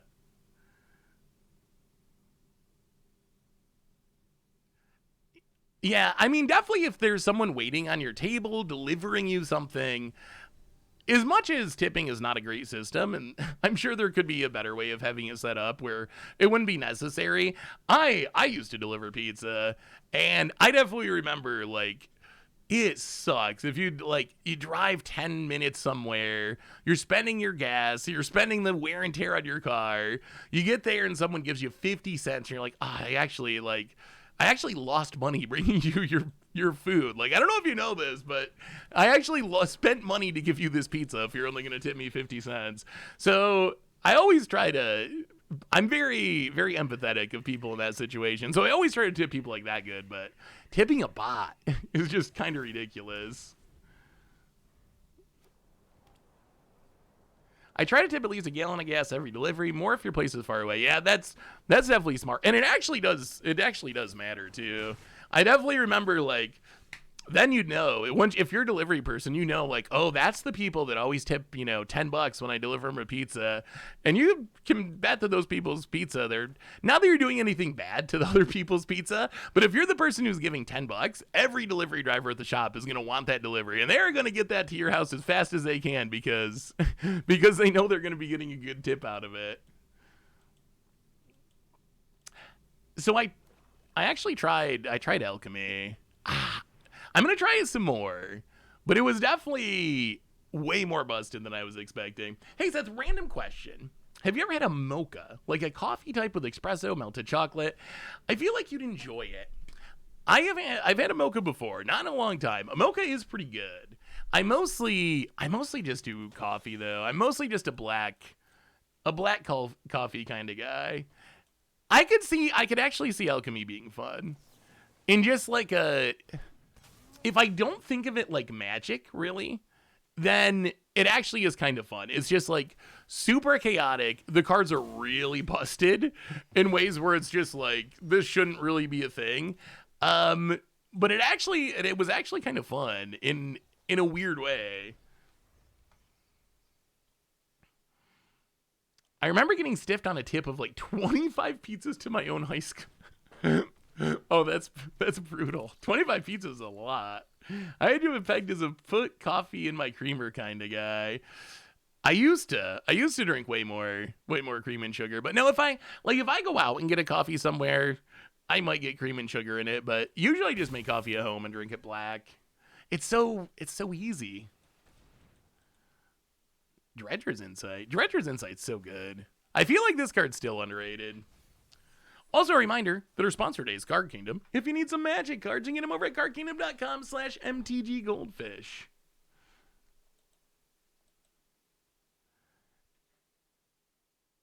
Do you think in a braid that would do both would be too busted? Wait, a braid that would do both what? I mean, I feel like there are ways. I guess we're just going to blow up the Dredger's Insight. Blow up the Dredger's Insight, play in the land, get in with the Kieran, hit ya. We need a removal spell for this Revenant at some point. Yeah, let's just pass. I don't think we want them to know. So they have this Overlord. I don't think we want them to know that we can pick up the Lauren, or else they probably won't play it. So I think we just want them to play it, and the next turn we can pick up the Lauren, blow up the Overlord. McIntyre, welcome to the Fishbowl. Thank you so much for your subscription. Big super for you. Thank you. My best friend used to not have coffee at all, but his former coworker convinced him to try it, and he realized he enjoyed it black with sugar, no cream or milk. Ooh. He lost his job only because it closed. I hope he gets something going again. What is our record with rhinos? Not great. I think we're actually, are we 2-2? I think we're 2-2. Although one of those, or no, maybe it might be 1-3 actually. And one of those, the person kind of early scoop. Like, they scooped before we really completed the match. Well, let's Kieran pick up the Lauren.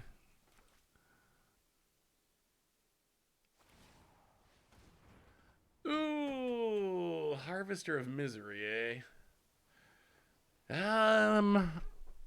Do we want to draw? I think we're gonna draw. Let's draw with the Lauren. And I guess just get down a Rhino. I mean, we can Road Watcher it back next turn, so it's not the end of the world. Can we make 34 Rhinos 2 in Pioneer? I mean, we played 12 Rhinos last week. Yeah, this hurts, but double block. Get rid of that Revenant. Opponent's all the way up to 26. We did beat Corey Steelcutter. Oh, we haven't played Alchemy Rhinos yet. I've been messing around with it a little bit, getting a taste of the Alchemy, and I think it might come. It might come eventually. People seem to want it. That is true. 12 Rhinos did kind of look like a real deck. Yeah, let's just get the Lauren. Get rid of the Overlord. The Road Watcher, when it's good, it's so good. But then sometimes it's not as good. It has whiffed a couple of times. Well, let's get in with the Rhino. I feel like Cloud may be a little bit underrated for Standard. He tutors up Cryptico for an aggro line, Assimilation to GS for removal, gets Ether Spark equipped, which brings Ether Spark up to 11 loyalty once you play it. Sorta once in future, pretty well positioned right now. There's also Transmigrant's Crown shenanigans with him, and each Cloud gets more crowns, and you end up Cloud drawing like 2, 4, 6, 8 when it dies, depending on which copy for grinding.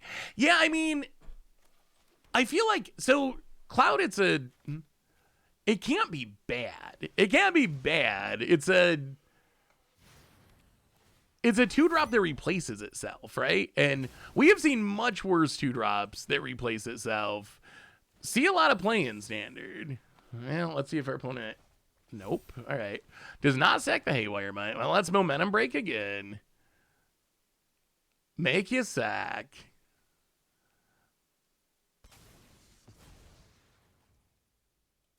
Yup, and pass the turn. Now we gotta deal with this Glissa. The Glissa is an issue.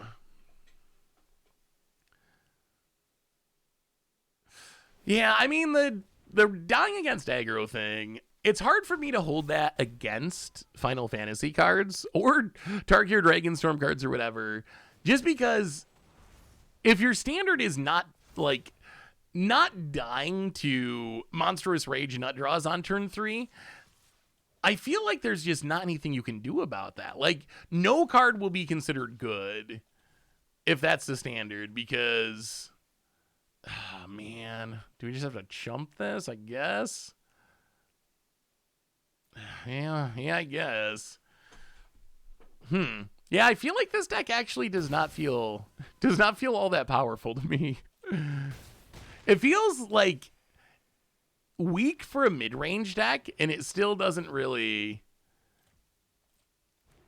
like crush aggro or anything.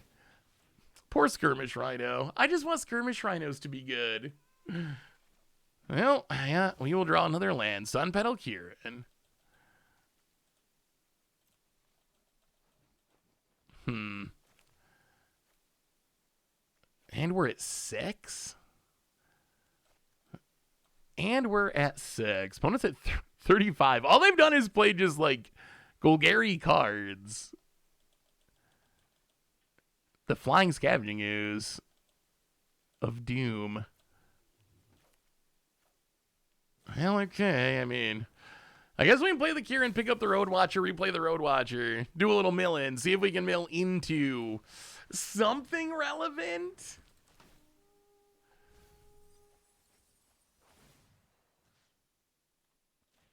Our opponent can just eat it with the ooze, though. Scavenging ooze is so good. Yeah. I'm sure. You got it. All right, we're going to have to switch decks. After this, because poor Abzan is just not keeping up. The deck can go down the Kirans and the Priests. I mean, so it wants to be like... I feel like it's a little bit caught in the middle, maybe. Like, it feels like it wants to be like a self-bounce deck, because it has this, like, the self-bounce package. But it's also like, it's only 2 momentum breaks, 3 nowhere to run, so it's not fully fleshed out. And I think the idea is we can pick up the Road Watchers and the Skirmish Rhinos and the Severance Priests. But we're kind of just like 3-3 tribal. We're kind of Hill Giant tribal. Like, when it comes down to it, we're just playing a lot of Hill Giants. When our opponents are playing like scarier, bigger stuff.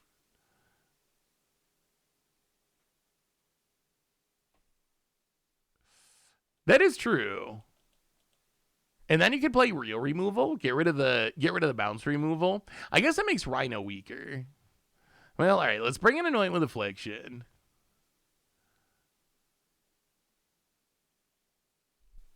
Maybe Dream of Oil and Steel. Unholy Annex seems good. What else can we cut, though? Did Grim Bobble kill any of their stuff? Not. I mean, I guess Molt Tender, Llanowar is relevant. What else can we cut? Huh. What do we cut?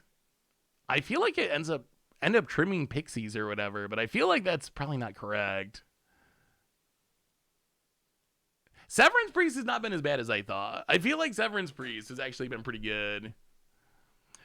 Do you find it disappointing that while a lot of Final Fantasy cards design are neat, Wizards end up applying those innovations to in-universe cards? Do you think that without Universes Beyond, Wizard would make the kind of cards at some point?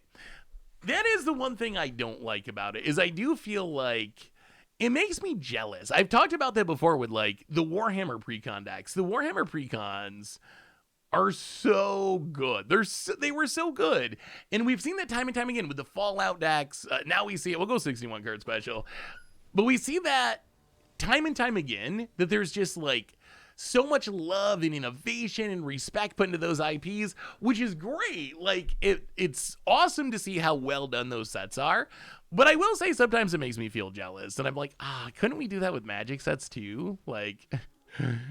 and I think part of it's then you hear him talking about like, well, Ether Drift, we're really busy and we kind of needed an easy set. So sometimes it, rightly or wrongly, it like gives the impression like, yeah, we can pack it in once in a while with the in-universe stuff, and then we'll spend twice as much time working on the Universes Beyond stuff, which that part does make me a little bit jealous.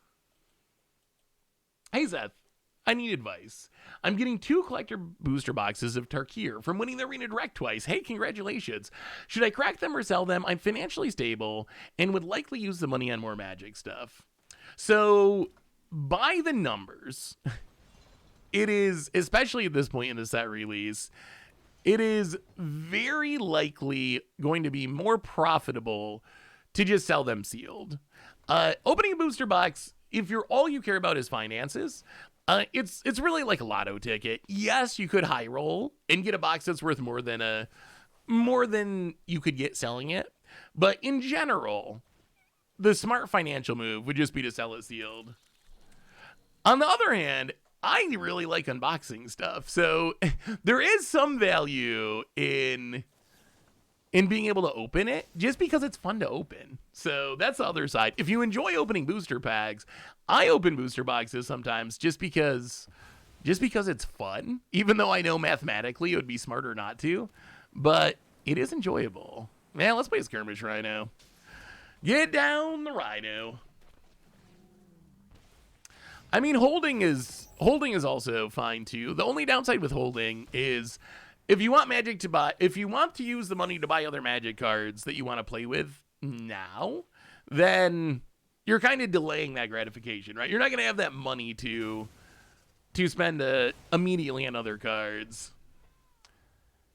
I haven't done much research recently on holding sealed product. I know that it used to be a really big thing, and I know we've seen some prices for like Lord of the Rings Holiday Edition. Get out of hand. Honestly, probably the smart thing to do would be to win a bunch of Final Fantasy boxes and hold on to those.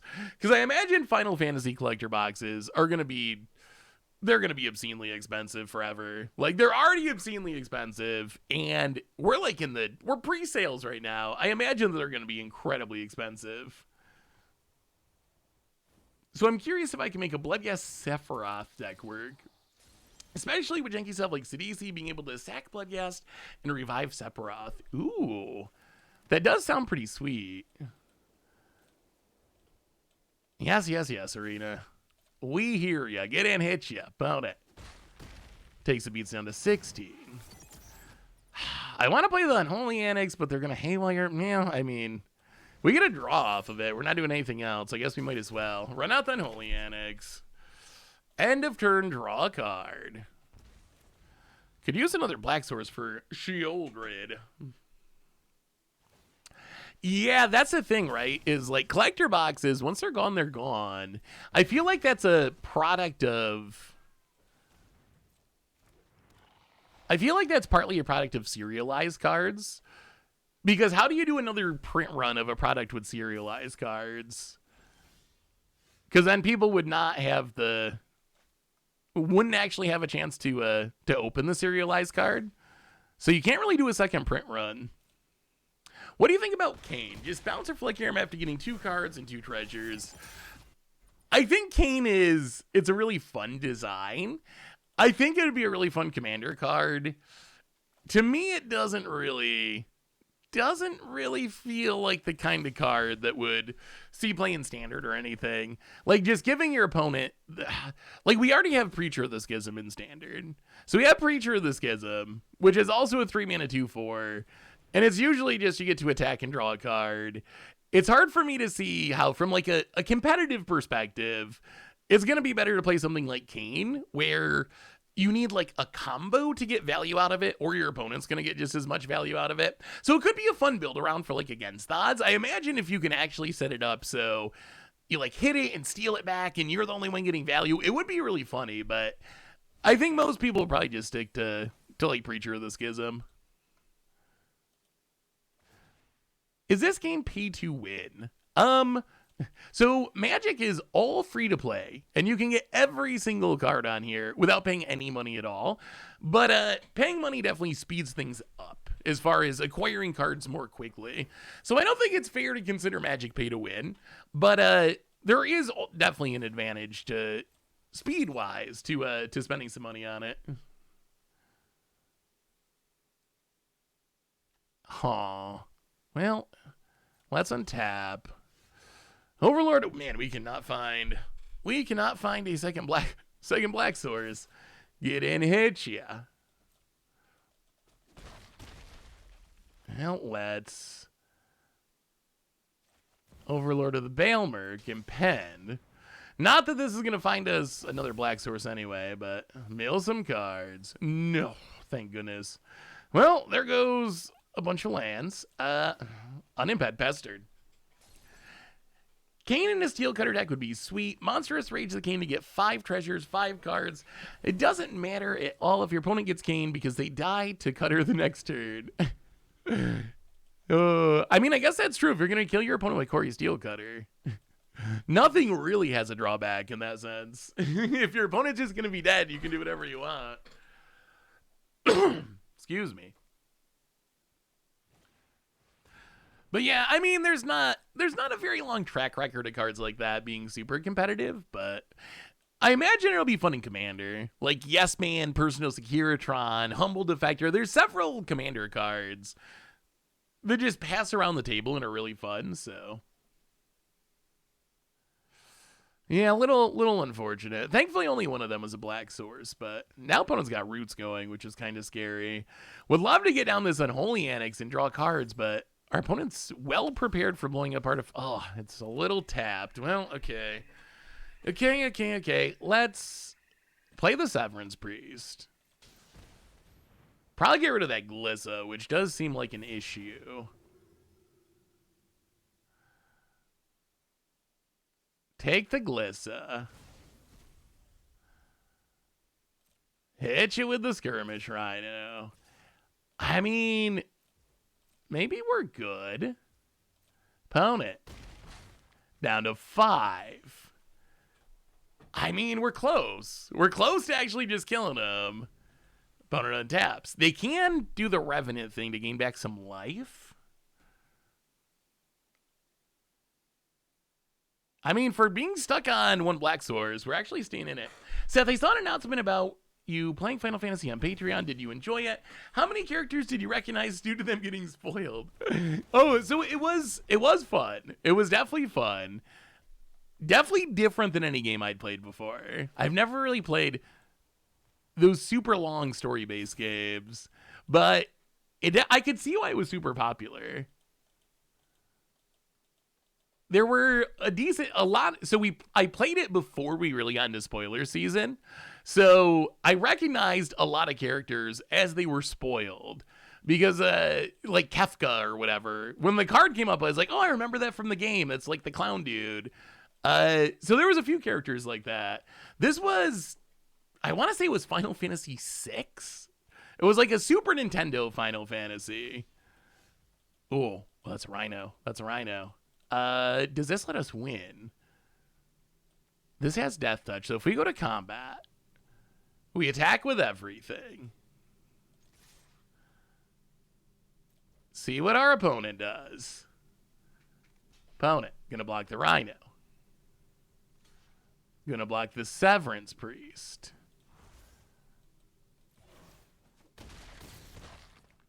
Hit our opponent to 4. Oh, we're like 1 short. Well, play Shieldred. Oh, they're going to gain back so much life, though. Play Shieldred. Pass the turn. Unimpend. I think this Overlord with the Quasi-Revenant is still going to be an issue. Yes, yes, yes. I know, Arena. I know. I was playing Severance Priest in a different deck. Without the Pixie stuff, very strong with Chemball. If they kill the Priest, you get a drain your opponent, get a copy of the Spear. Oh, that actually sounds super cute. I like that. Kemba's such a cool card.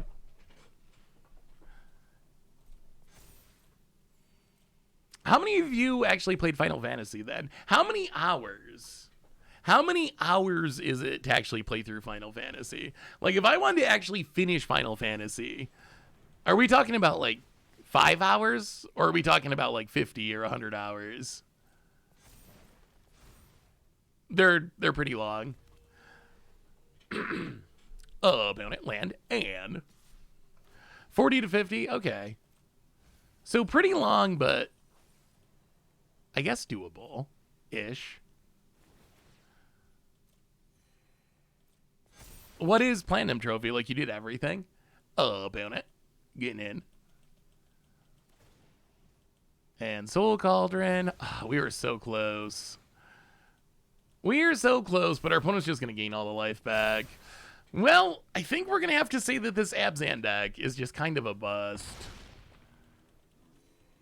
It just doesn't feel like it has enough power. It just feels, very weak. Not fast enough to beat the aggro decks. Not grindy enough to beat the slower decks. Oh, poor Skirmish Rhino. Yeah, I mean, if we had a second Black Source earlier, we probably would have been just in time. But at this point, well, there's all the Black Sources. At this point, our opponent's at 13. There's no coming back. Ay. I'm 168 hours into X, but that's 2 playthroughs and fighting the super bosses. That's a lot of hours. It's a lot of hours. All right, let's see if we can switch up decks, I think. This deck, I think, what do we learn about this Abzan deck? I mean, I guess is what I said before. It feels just a little underpowered to me. I like that it's got Skirmish Rhino. It's got some neat synergies, but it kind of feels like an unfocused self-bounce deck. Like, it's a little bit scattered. The Road Watcher was whiffing. The Overlord of the Baelmerk was whiffing. So we had just, like, when it all came together, it felt relatively powerful. Being able to like pick up the Skirmish Rhino, replay it, those really sweet synergies. But it just doesn't really have that much raw power. Let's switch it up to something else.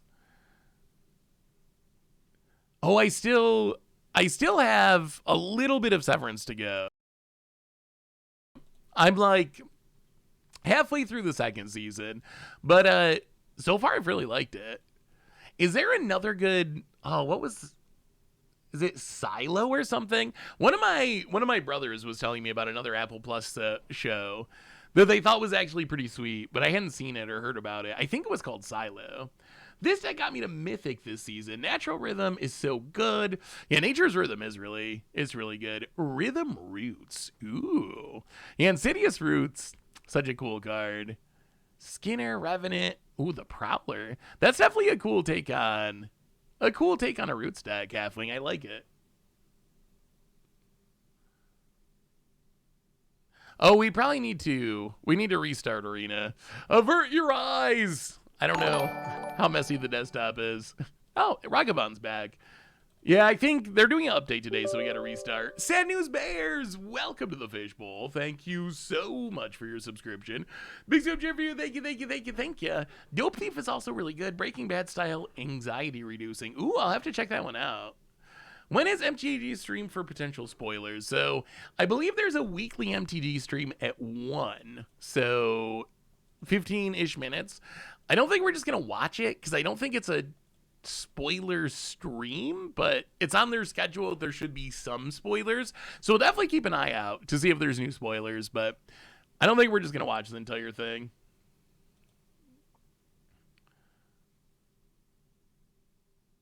Wait, what's not that bad? Yeah, desktop, it's reasonable. It's only like half full. We're doing fine. We're doing fine. We're doing it. Yeah, I'm going to have to port over Ragavan once I get my new computer back. Hey, Seth, I'm currently brewing around Lotus Field in Jund. Is there a way for you to send you a deck list to test out? Not sure if it's worth my wild cards. Yeah, you can send me a link right here if you want to, Thornblood. Or you can always email it to me, saffronolive@mtggoldfish.com. That Rakdos. I wonder if I can find the list. We could try it. The Rakdos, if you have a link, send me a link. Otherwise, I'm going to have to dig it up on Twitter. The Rakdos deck, I do not know. how that deck got second place.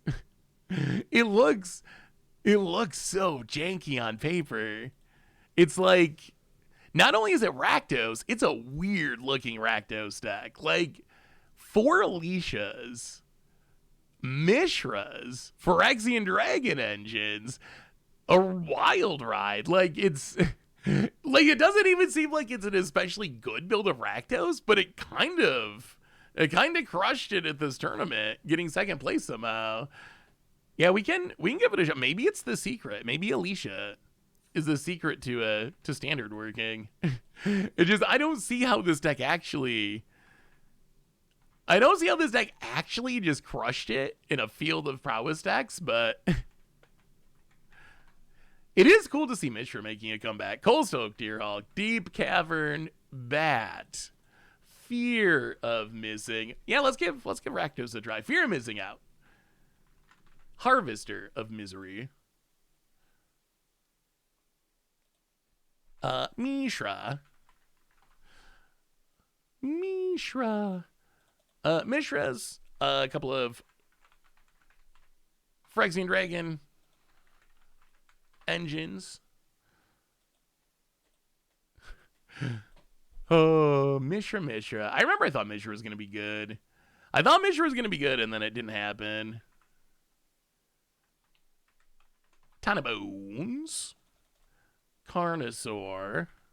So how much do you think rotation's going to change standard? I've heard a lot of people talking about, standard will be way different. It'll be way slower. And I'm just not exactly sure.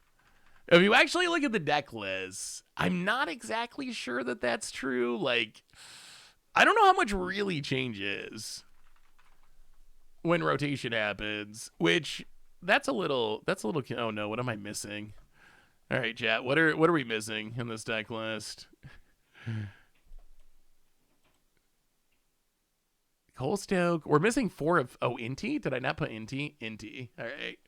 4 Intis. I mean, this deck looks functional. It's just not how I would imagine... how I would imagine a Rakdos deck that's like winning tournaments being built, but... and then we need some lands. Blackcleave Cliffs. Blast Zone. Demo Field. Raccoon Theater. Restless Vents. We need the Devil Sulphur Springs. Sulphur Springs. And a couple of basics. Oh no. Why are we so short on cards? We're missing lands. 6 lands. Blackleaf Cliffs. Theater. Oh, Verge. Blazemeyer Verge. Now we're missing 2 lands. Demo Field. Blast Zone. Sulphur Springs. Restless Fence. You know, all right, we'll just add a couple of random lands. Close enough. All right, sideboard, and then we can play Brothers Hooded. Dreams of... It's so much easier when you can import it. Dreams of Oil and Steel.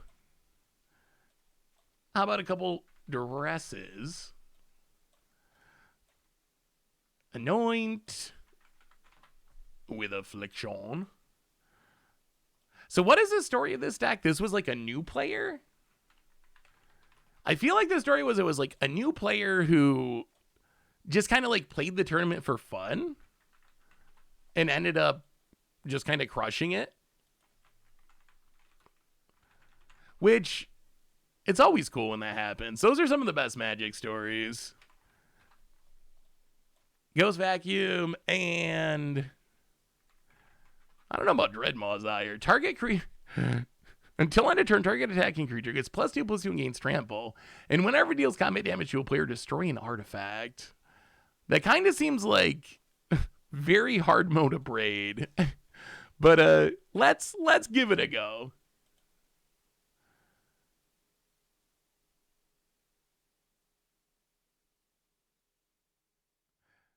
Have you played any Timeless recently? I have found it really fun using War of the Spark Narset with Days Undoing. Oh yeah, War of the Spark Narset with Days Undoing is pretty good. All right, Rakdos, so we can't change it there. Teaching Arena Zoomers about wheels. I like it. Yeah, I haven't played much Timeless lately. Narset Wheel though is definitely pretty busted. That does look super sweet. Before Dark here, well, Go Mishra. Before Dark here, I went to play a standard tournament, but I didn't have a deck, so I built Mono Black Demons with Cards Friends Binder. I went 5-0. Oh, that is the best.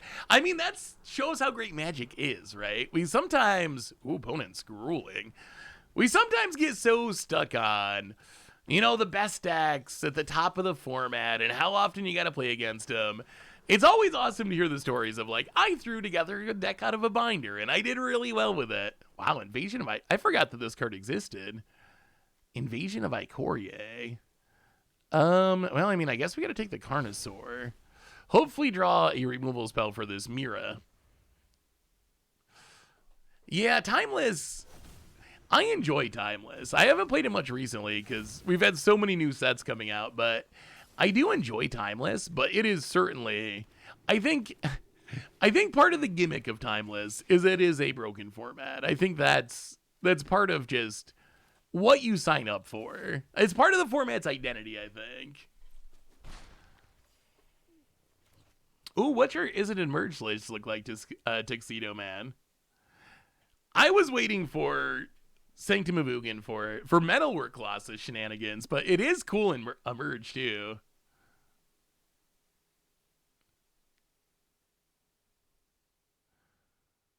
When Doom Mike played this, the Tiny Bones and Dino Harvester Gearhulk stuff was the weakest bit. I could see that.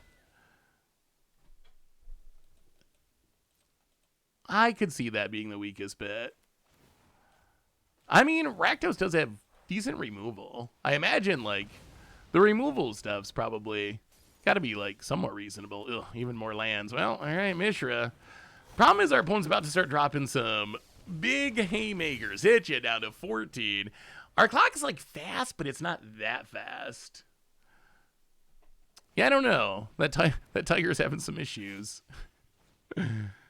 Oh, about it.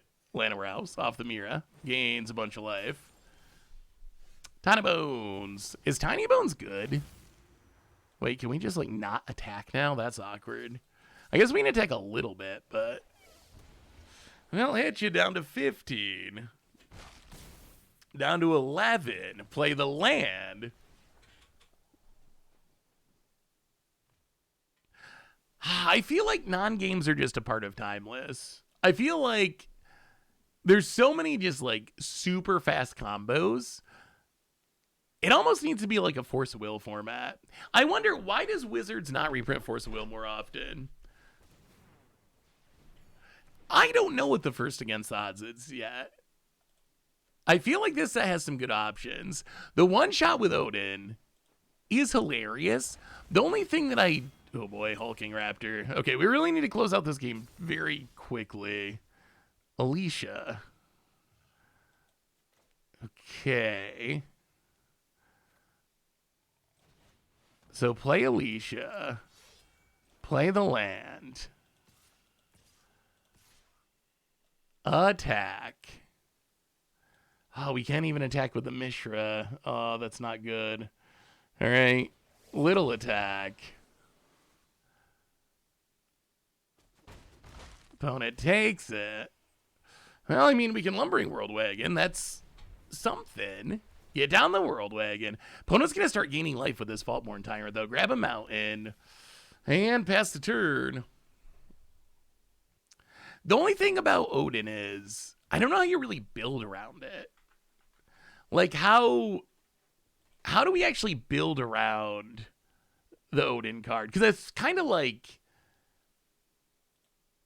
I mean, how do you really build around it? It feels to me like it's just like, you play removal and hope for the best. I don't know if there's like, I guess, unblockability, ways to make it unblockable. But I'm curious, like, is there a way we can really build around it? Or is it just like, kind of you play a generic good stuff black deck and just hope that you can get in a hit with it? Like, use your removal to try to clear a way for it.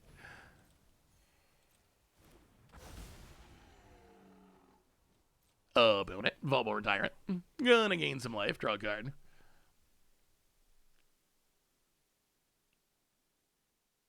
I don't know about Alicia. Opponent gets in.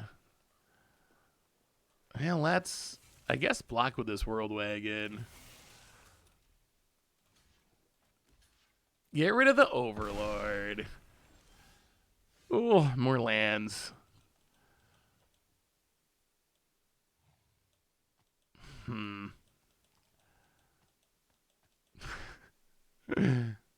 Oh, this deck. How do we do this? So if we attack with everything, we can't attack because we just lose all of our stuff. Alicia can't. Man, we cannot attack with anything. All right, yeah. Go, Tiny Bones. Get in there. Oh. Yeah, get in there, Tiny Bones. We will, I guess, hold on to the land past the turn. Ha! Tiny Bones returns. Look at that synergy. Found it. Gonna make infinite mana. Mira. His Faultborn Tyrant's definitely an issue.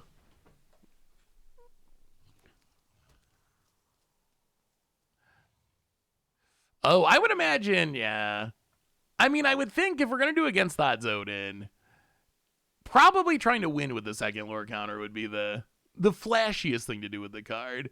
Like, removing the counter to keep blowing something up is probably powerful. We need these commander cards to get out of here. There's way too many commander cards cluttering up our spoiler page at the moment. Opponent, Bloomvine Regent.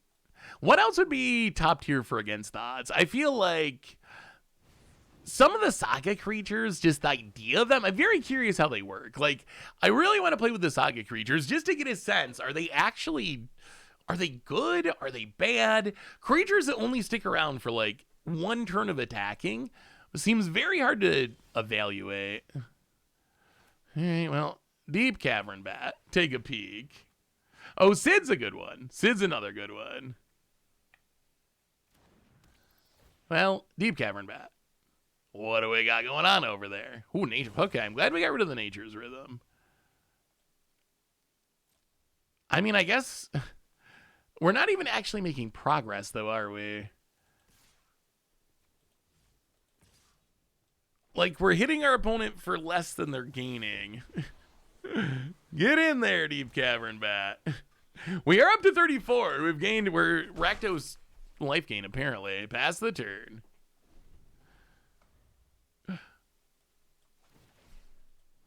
Maybe Kefka?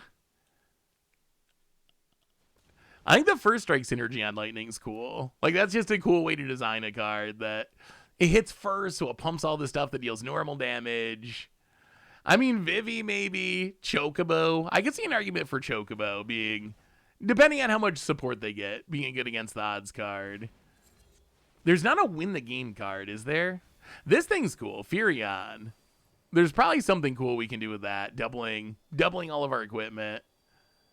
Kane, I guess, is very against the odds. Really, it's probably Jumbo Cactar. Jumbo Cactar, I was wondering if that was actually going to be one of the most popular cards from the set, or if it was just because it was one of the early spoilers, so there wasn't anything else to talk about.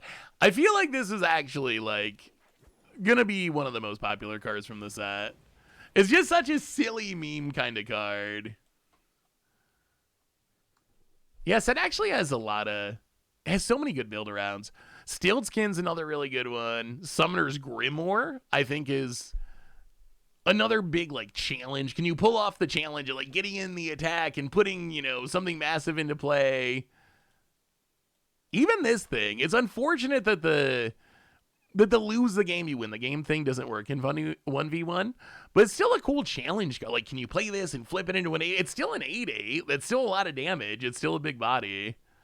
What is the deal with the Sid thing? Ooh. Wait a minute. That's a Phyrexian Dragon engine. Okay, so what if we unearth this? Yes, we would like to do this. Discard, draw. So how does this work? Whenever you attack, if Mishra and a creature... Okay. So we get to meld them? This works, right? Get in. Meld. Ha-ha. Oh no, is Mishra just gonna die? Alright, so we can destroy 3 damage to any target. So creatures get -1/-1. And 3 damage to any target. And you discard 2. So you discard 2. 3 damage to the Hulking Raptor. That was not a bad turn. Not a bad turn. Get in there, Mishra. Opponent. I mean, Mishra is... We actually melded a Mishra. Maybe that's the secret to this deck. Maybe the whole plan is just to meld Mishra, because that actually seems kind of powerful. Opponent takes their beats. We do lose our Mishra. We get back our Phyrexian Dragon engine, though, which is cute. Opponent. Mira doing its thing. Yeah, I think that haste is the way to go with Summoner's Grimoire for sure. Seth, pre-stream you mentioned you're answering all your emails. Is there a change to your email? I sent some stuff. For you for Final Fantasy cards, but didn't email it back.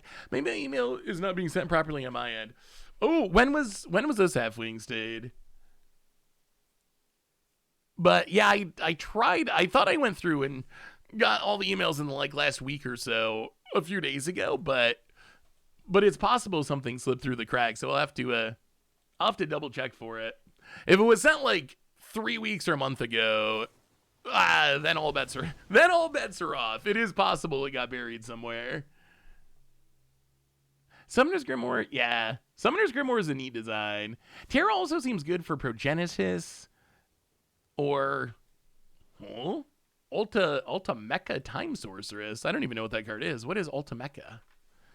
Ulta Mecha Time Sorceress. Oh, it's a Final Fantasy card. Do we have to block this? Yeah, I guess. Yeah, we have to. We can't really let that flip. Yeah, Terra, I think Terra's pretty good. Oh, opponent. Oh, maybe I just didn't get to it yet. That maybe it was too recent. That's the most likely thing is I just didn't get to it because it was too recent. But I will make sure to look for it halfway. What do we do now? Huh. Hell, so we can Deep Cavern Bat.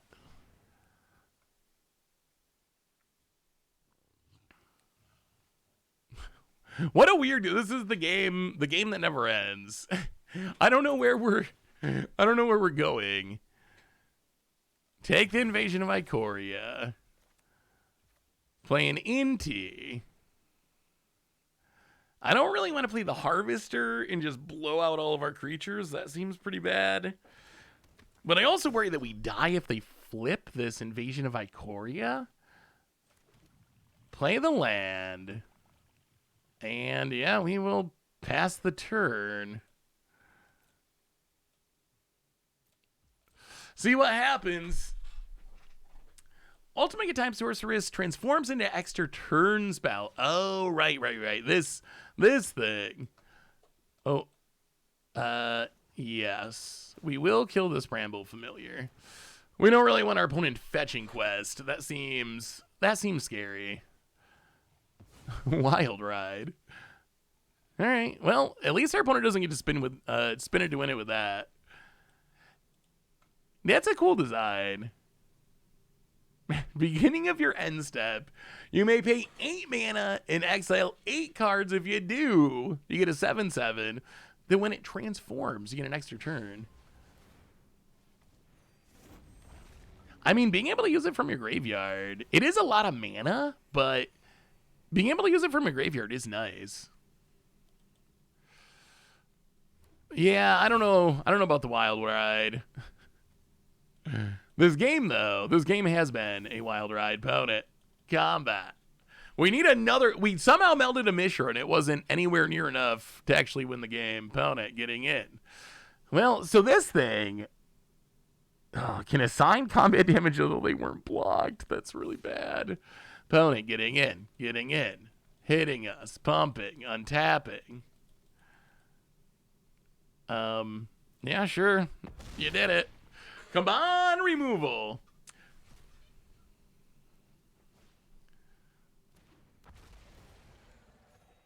Opponent gets to draw. We draw a land. Well, play the land. Get back to Phyrexian Dragon Engine. Draw some cards. Hell, there's a Mishra, but it can't attack. Yeah, that's too bad. Actually, I guess we can. Wait, Wild Ride. Wild Ride to save the day. Mishra, Phyrexian Dragon Engine, get in there. No, we will not decline discard a card. Mishra, melds. Okay, -1/-1. 3 damage.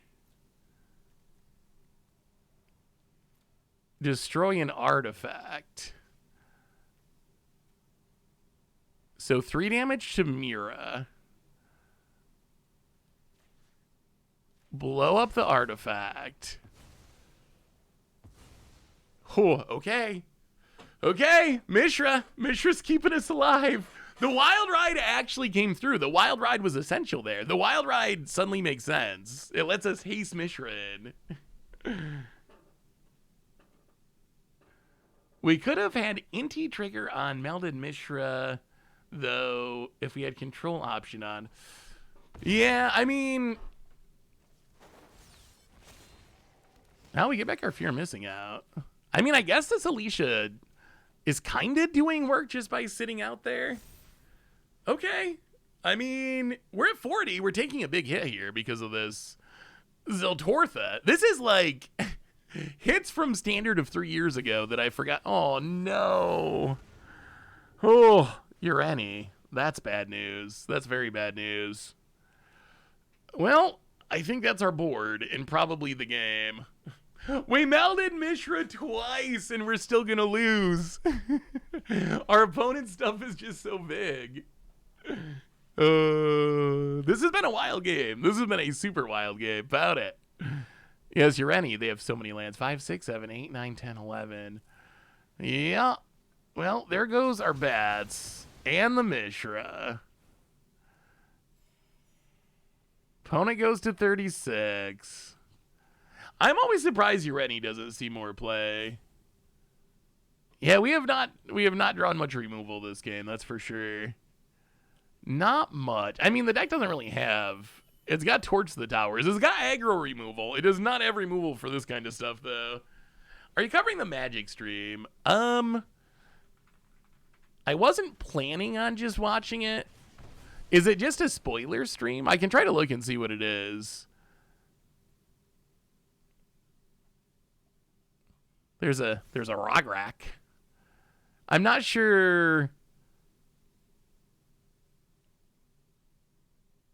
I'm not sure if it's a full spoiler stream, then we can look at it. Yeah, I mean, we can't really stop any of this. That is a big attack. Down to 24. Well, we draw a useless land.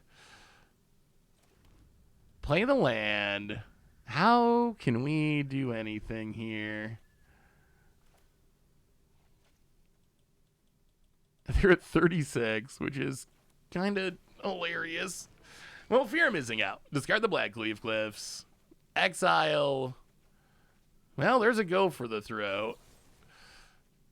Unfortunately, can't kill Ureni. Well, how do we not die? I mean, we can't even really attack, right? If we attack, we just lose all of our stuff to Ureni. But if we don't attack, I mean, we're going to die, and there's a Nature's Rhythm. Yeah, I think our opponents... That was a wild game, but I think they got there with the Ureni. Yeah, we will scoop it up. All right, is there any removal? Real removal in this deck? This might be a tough matchup. Not really. Okay, because Torch the Tower is not getting it done. So we have 2 go for the throats.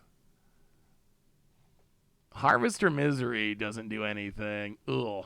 Well, I guess we can bring in Writhing Torment and hope that can do something. Coldstone Gearhulk does not seem very impressive. I guess it's some... I mean, the deck felt kind of functional. It felt kind of functional. It did get us up to like 40 life. I feel like our opponent's just a weird matchup too, with a lot of big creatures that our deck probably wasn't really focusing on beating. Well, we got some removal this hand, which is nice. Yeah, I don't think we're gonna watch the entire stream, but we will keep an eye out for new cards, and we will talk about them as they come up. So let's do this match, and then we'll do a card check, see if there's new spoilers. Hey, see ya, Netboy. Thanks for hanging out. Have a good one. Land, and I guess we get down the Inti. Go. Yeah. Actually melding Mishra twice and losing is kind of wild. I was not expecting that. Found it. Torch the Tower. Oh, the Abzan deck did not feel good. We did a lot of losing. Yeah, it kind of feels like if you're running into decks that have big creatures, this deck's gonna be struggling. It seems like it's kind of focused mostly on the aggro decks. Yeah, let's just wait. Ugh. Well, relentless vents go. Hulking Raptor. Ugh. Alright. Well, we're gonna have to spend our turn killing that, I guess. There's our friend Wild Ride. Get rid of the Hulking Raptor. Pay the ward.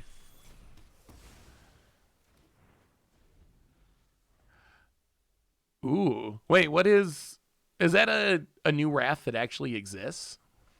Ultima? Opponent finds a Mira. I mean, we can spin it to win it with the Trumpeting Carnosaur and see what happens. Opponent passes. There's the Dragon Engine.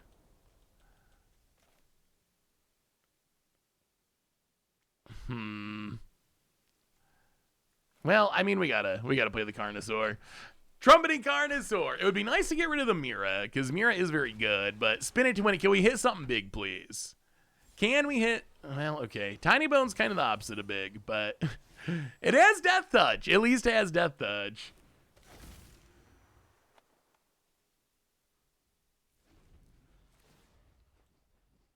Opponent. Mira. Ing.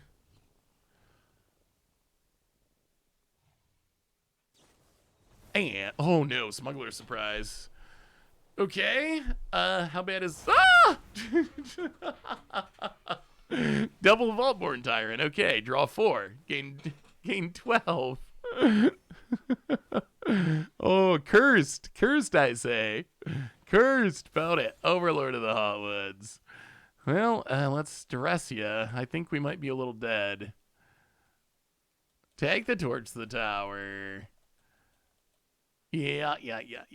I think our opponent may have potentially gotten that one just a little bit. I do see a new card here. It's not a Wrath, but what is this card? Ultima. Oh, maybe it is a Wrath. It says Ultima. Ultima. Origin of Oblivion. Okay. 5 mana. God, legendary creature. It has flying. Whenever it attacks, put a blight counter on a target land. For as long as that land has a blight counter on it, it loses all land types and abilities and has tap to add a colorless. Why does Wizards hate land destruction so much? Why? Why can't we just blow up a land, WotC? Whenever you tap a land for colorless, add an additional colorless. I mean, that is a pretty powerful card for a colorless deck. Like, it's a pretty interesting commander design. One of my criticisms of colorless commander is they're just incredibly boring. They're all like, oh, just plain Eldrazi, annihilate you. This is kind of interesting. Doubling all your colorless mana is already really strong. We see that on Forsaken Monument, which we've seen be really good in some decks that we build in like Historic and Timeless. Just doubling your colorless mana, really, really strong effect. And then I guess you mess with your opponent's mana slightly. I guess turning it colorless could be a hindrance. I guess it could be a hindrance. Is there a way? How do we get when it attacks? So it's not even it enters, it's just an attacks. If it was enters and attacks, that'd be a little more exciting. But Wizards is, yeah, they are I think too afraid of land destruction. When it comes to these like super 5-7 mana type cards, I think it's okay if you blow up a land. I think it would be okay. I want to see this Wrath though. Where is this Wrath? Ultima. All right, we'll find it on Reddit. Here we go. Ultima. 5 mana. Destroy all artifacts and creatures. End the turn. Huh. So what does the end the turn do in Standard? I'm trying to think. So it's going to get rid of any death triggers. I will say, this is way better than Exile Everything. Like, I imagine this is supposed to be the Sunfall replacement. This is way better than Exile Everything. My big gripe with Sunfall is it felt like you couldn't really build around it. Like because it just exiled everything, you couldn't play recursive creatures, Bloodghast style creatures. Like none of that stuff mattered. This is a really cool way. Like if you want to make sure you get rid of everything, that there's no death triggers that goes along with it. I feel like this is a really cool design to do that. I feel like it's a cool way to go about it. So I imagine this is Sunfall replacement after. I believe this will be standard legal. I guess I should double check that. I'm assuming it's standard legal. Is it not standard legal? This? Oh, we already saw that thing. Oh, and then there's Joshua Rosfeld is Rogarak. Poor guy. He has to be Rogarak. But that seems like a pretty good Wrath.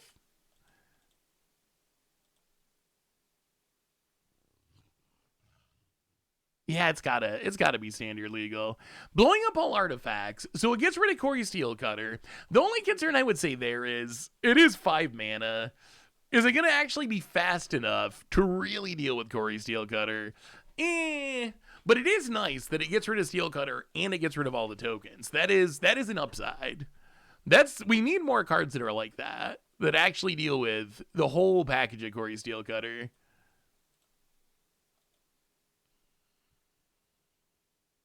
Yeah, seems like a decent Wrath. It'll be interesting. We've already kind of seen a shift away from Sunfall in towards Day of Judgment, just because it's faster. So it'll be interesting to see what the meta looks like once we get everything. Once rotation happens. Is it a 5-mana Wrath format? A 4-mana Wrath format? Ugh, whiff with the duress. Opponent, NT. Well, play the land, pass the turn. Monument to Endurance. Well, I guess we gotta kill the NT then. Get the NT out of here. Yeah, your opponent's name, MTG Arena Player. Oh, did you see they're officially calling Explorer Pioneer now? They've decided the time has come. I'm actually surprised they didn't do that earlier. I figured they'd do it when they launched Pioneer Masters. But I guess that means they're going to add more support cards, which is something at least. Opponent, fear missing out. Gonna do a little looting. Gets rid of the FOMO. I mean, so that doesn't mean that every single card in Pioneer will be on Arena still. But they're rebranding it to actual Pioneer instead of Explorer. And they're adding like 10 more cards that are hopefully going to be meaningful, cards that show up in tournaments. And then they said like every 6 months they're going to do more. What do you think of Final Fantasy so far? I'm not that impressed. Interesting. I think the set looks super cool. I'm curious, what do you find unimpressive about it? And are you a Final Fantasy player? Because I'm looking at this just purely as a Magic player. And as a Magic player, I think the set has a lot of really cool designs that I'm excited for. I also think it mostly looks like a Commander set. There's some like cool constructed cards in there too, but I definitely feel like it's more of a Commander set than a standard set. But I think that's true of pretty much most sets these days. When they start doing Commander precons for Modern Horizons, that's when, wow, it's a lot of monuments. That is a lot of monuments. I mean, we get to flip a Mishra. I'll play the Blast Zone. Go to combat. Get in, hit ya. Do a little melding. Get a 9/9. So, no. Discard 2. My impulse was to pick discard 2, but that's probably not wise. 3 damage to any target. Destroy an artifact or planeswalker. And I guess make 2 Power Stones? Actually, let's Menace and Trample. So we can blow up the Inti. So 3 damage to you. Blow up a Monument. Hit you with a Mishra. And yeah, let's just pass. See if Mishra can get us there. I'm not a Final Fantasy player, but I agree. It feels like a commander set. Doesn't feel like the power level I was expecting. When a collector booster box is 600 on Card Kingdom, I expect more. I think this Swing for Zero, I think that that's mostly just Final Fantasy fans.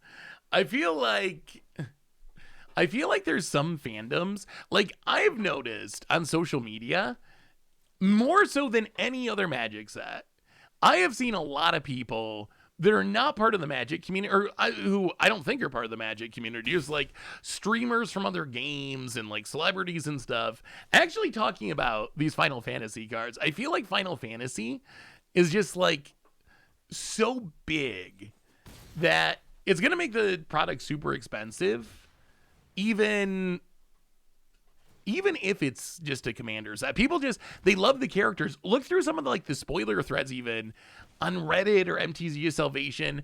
So many of the comments are not about what can this card do in a game of Magic or what deck do I want to put this in. So many of the comments, the top comments are, oh, this is so cool because of in this Final Fantasy, it relates to what happened here, or it was whatever connected to this subtitle from Final Fantasy VI, and that's amazing.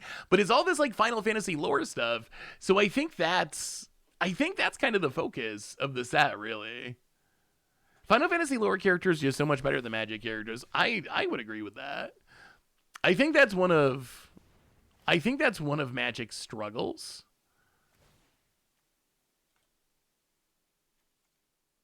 Is I feel like Magic just doesn't have.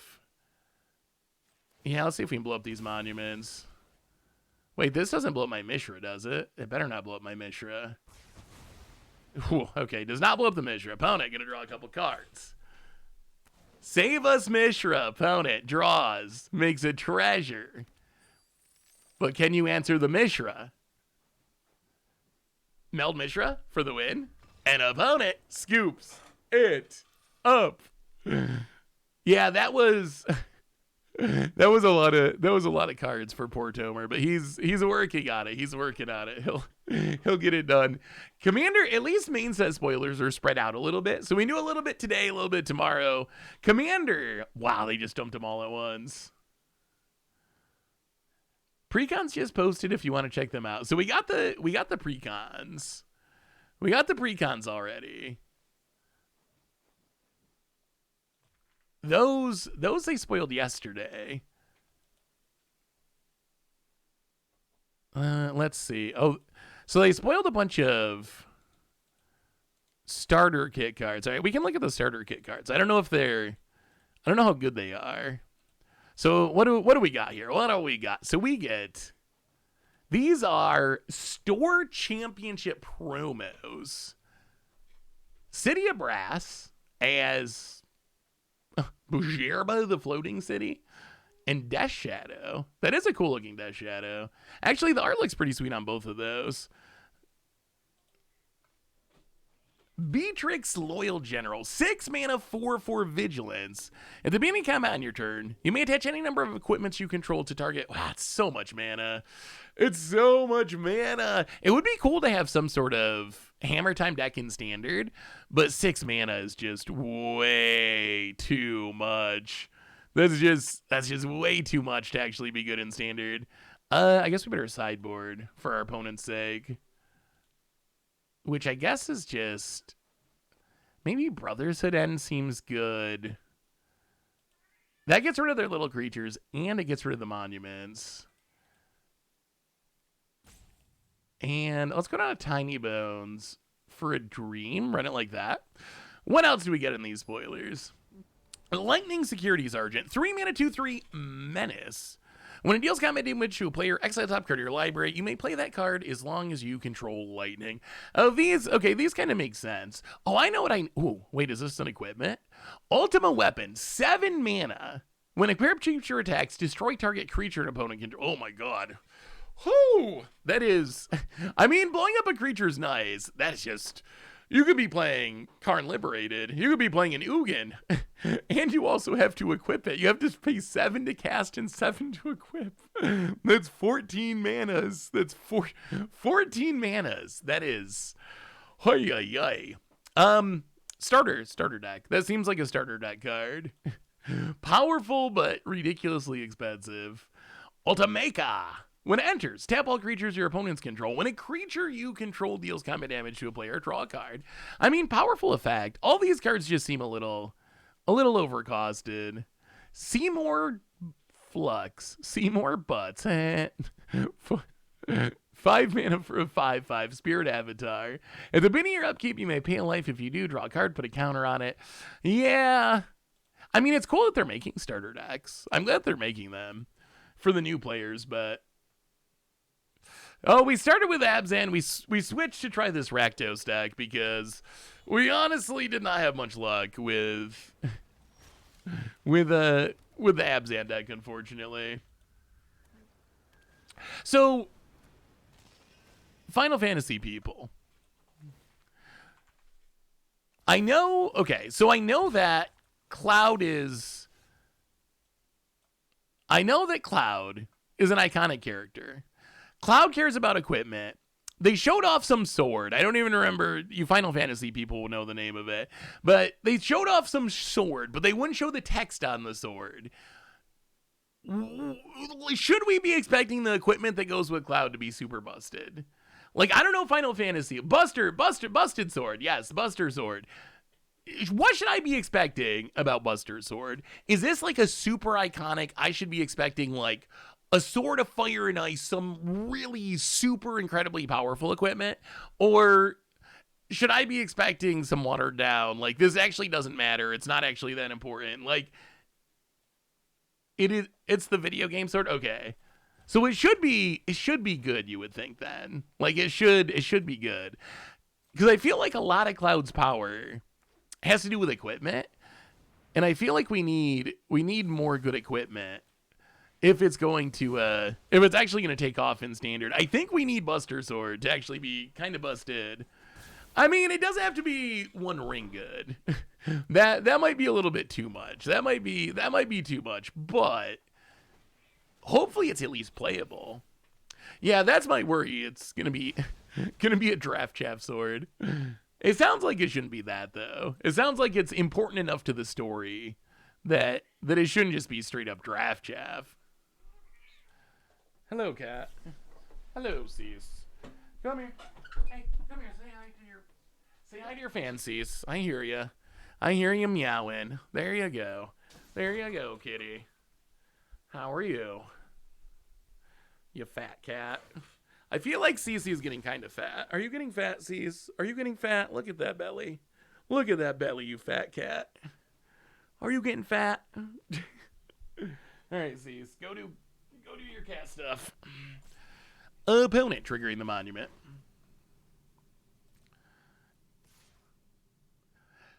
So wait, Sid is in every Final Fantasy? Your cat's also named Cece? What are the chances? Small world.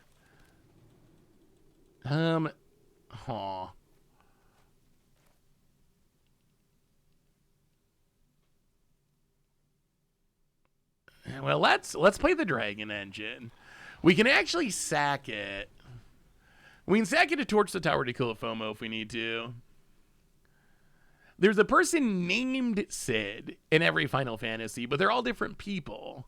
But they're all the tech guy. I see.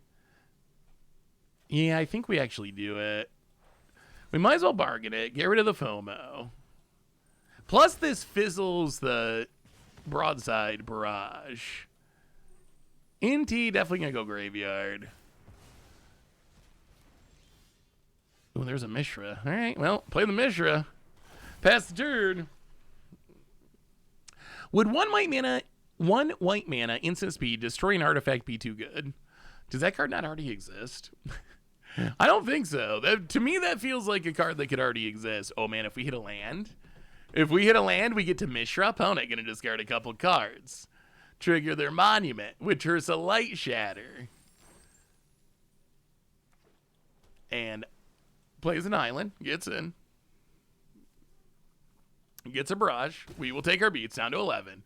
Come on. Untap land. Untap land for Dragon Engine.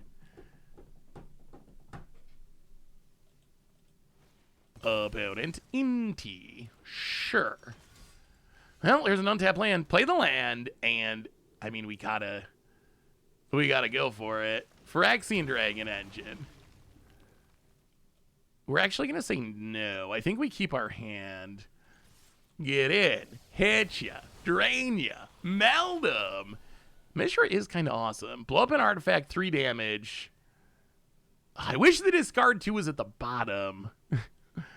That would make it so much better. The discard 2 is kind of awkward against Monument. Power Stones? I guess we can make Power Stones. I don't know what we're going to do with 2-tap Power Stones, but... So 3 damage to any target. That's going to be in T. Actually, let's kill Tursa. That'll be Tursa. Blow up the monument. And make a couple Power Stones. Alright, well, opponent. Gonna block. I feel like this Mishra should be hard for our opponent to beat. How are they going to beat a 9/9? Fear missing out for our opponent. But yeah, I think one white mana blow up an artifact would be fine. Have they spoiled the busted sword yet, though? Yeah, there's a couple more starter deck cards that we'll look at after this game. Opponent land. Another Mishra. Well, let's do a little dressing. All right, just to land. Well, get in with Mishra. 3 damage. Make you discard. Mishra, okay, so maybe someone actually, maybe they cracked it with this deck. Mishra's actually, like, very good. Very kind of hilariously good. We also got, what are these? Final Fantasy Commander Party promos. Calling Ritual. Calling Ritual is actually a pretty good card. And D-Spark. I don't really play, do you play D-Spark in Commander? I feel like D-Spark is one of the cards that everyone else plays that I don't really play. I don't really like D-Spark that much. I feel like there's enough removal that's not conditional that we can still get away with it. We got Zandy, the Dark Mage. 4 mana for a 3/3 human wizard. Menace. They love Menace on the starter deck cards. Menace. And it gets +1/+1 for each non-creature, non-land card in your graveyard. I mean, that could actually be pretty big. That could actually get, like, in some sort of self-mill deck.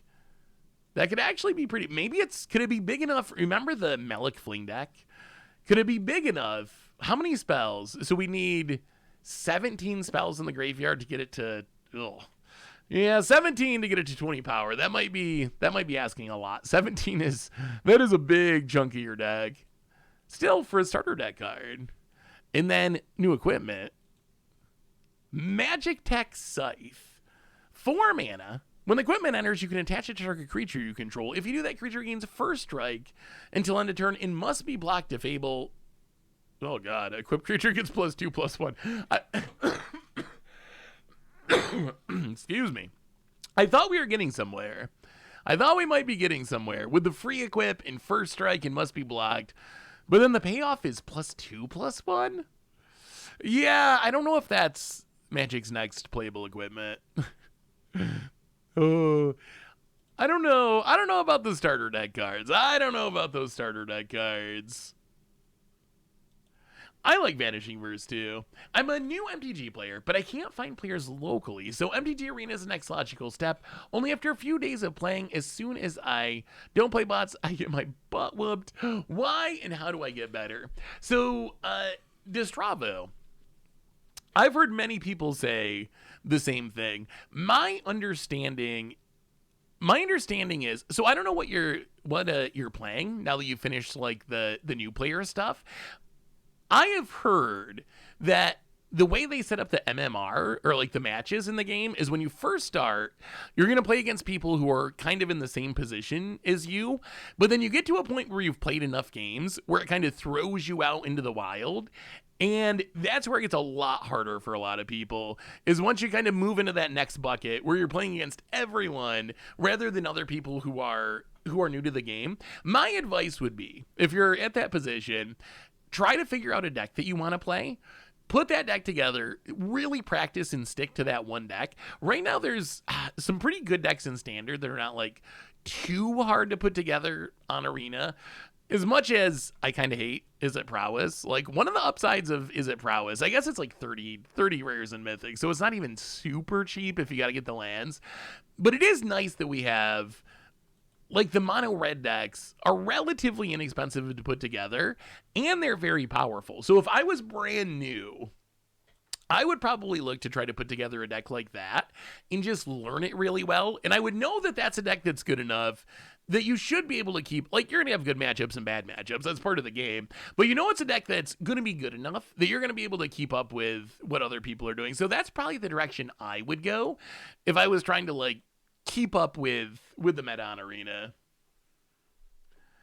Also, yeah, just make sure to get all your free resources.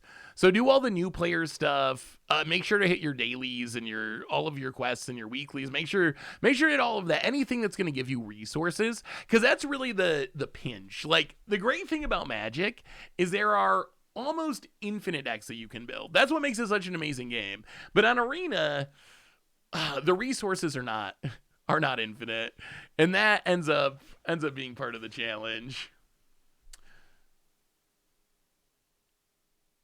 Yeah, I kind of miss Standard being a 4 and 5 drop format. I was joking with Krim and Richard, like, in the past, in Modern, when it comes to like a new set coming out, I will give you a little tip. This will make your card evaluations way easier.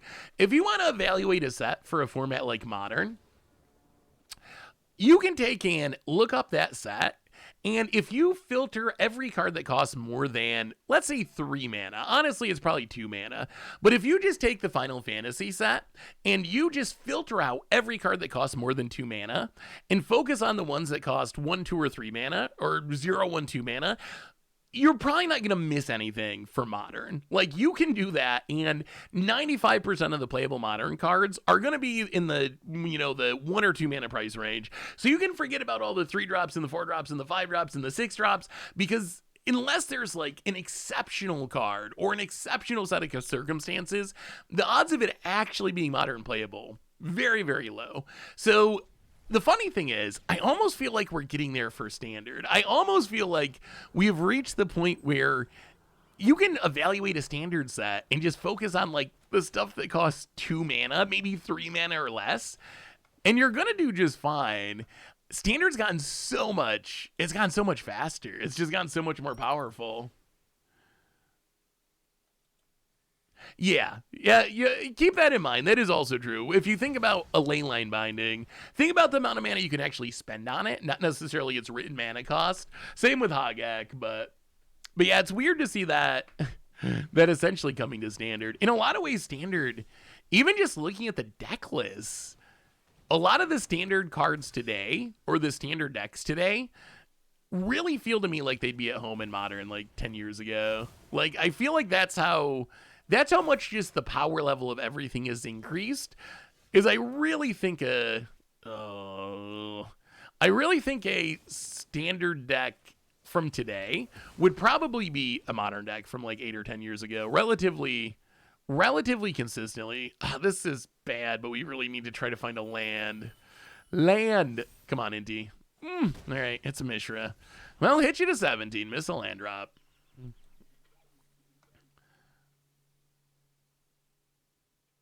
I mean, look at like the Prowess deck. To me, this looks like honestly, this looks like a Modern deck right now. Like, everything's so efficient. You got all the card selection. You're always going to be finding your action. You have threats that can close out the game quickly. It really feels like a deck that would be at home. It's just so funny because they used to have this rule about Modern where that it was a turn 4 format, and you could only, hey, there's a land. It was a turn 4 format, and if decks won too consistently before turn 4, they'd get banned. I swear that like half of the current standard decks would have met that criteria. Like the Prowess decks, the Mono Red decks, Oculus, Omniscience for sure. Like a lot of those decks were so fast they were probably too fast for Modern, and now it's just the speed of standard. Oh, I wish we had a land. I wish we had a land. So what do we do? We can get in with a ton of bones. Well, go to combat. Get in. Oh, we need a land. We really need a land. Get in with the tiny bones. Discard the harvester. See if we can find a land. No, we find a deep cavern bat. Oh, about it. Gonna do a little blocking. Sure. Well, hit you to 16. I guess we can play a paw patch.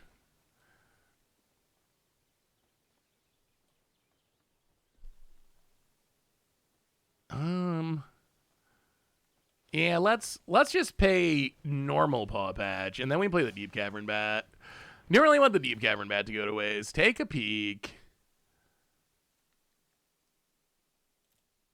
Oh, they don't have any mice. You know what? Let's take the questing druid. I think we can actually survive the manifold mouse for the time being. Pass the turn.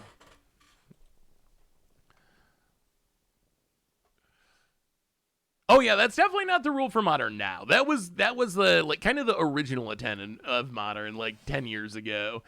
That rule is no longer rule is no longer stuck into. It's sped up by pretty much a full turn at least. Well, let's chip in with the bat. Discard a duress. Can we find a land? Okay, there's a land. Gain back a bit of life, play the land, and get down the Mishra. I mean, we're an untapped land away from... We're melding Mishra like every game, which is kind of ridiculous. I didn't realize it would be so easy to meld Mishra. Opponent levels up the Innkeeper's talent, maxes it out, grows the Hired Claw, gets it, hits us. Yeah, and we will take it. Can we draw land? Oh, the Raccoon Theater at the worst time. Well, play the Raccoon Theater. Surveil away the back cleave cliffs. Go to combat. Get in with the bat. No discard. Hit you to 13. Hit you to 11. I mean, maybe we get him next turn. Opponent untaps. Plays a land. We know they got the Manifold Mouse. They can play with the baby. Authority of the Consoles. Very, very good against Corey Steelcutter as well. I think if you're going to build the deck we were talking about earlier that only focused on that, Authority of the Consoles is probably also a part of that deck. About it. Gets down the Manifold Mouse with the baby. Gonna be close. About it. Grows the dorks.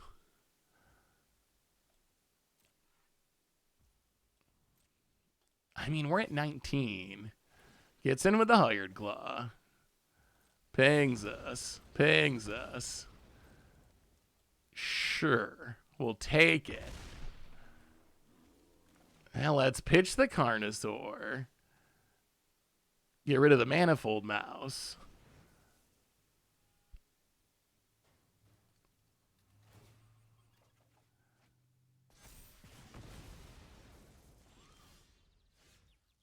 Well, here goes nothing. So we can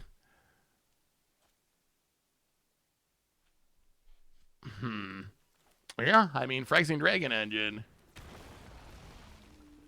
discard them. Get some triggers. Play the Verge. Combat. Swing. Ooh, how does this work with Meld? Hopefully this works the way we want. Discard the land. Trample up Mishra. Meld. So everything gets -1, -1. Creatures get trample and menace. 3 damage to any target.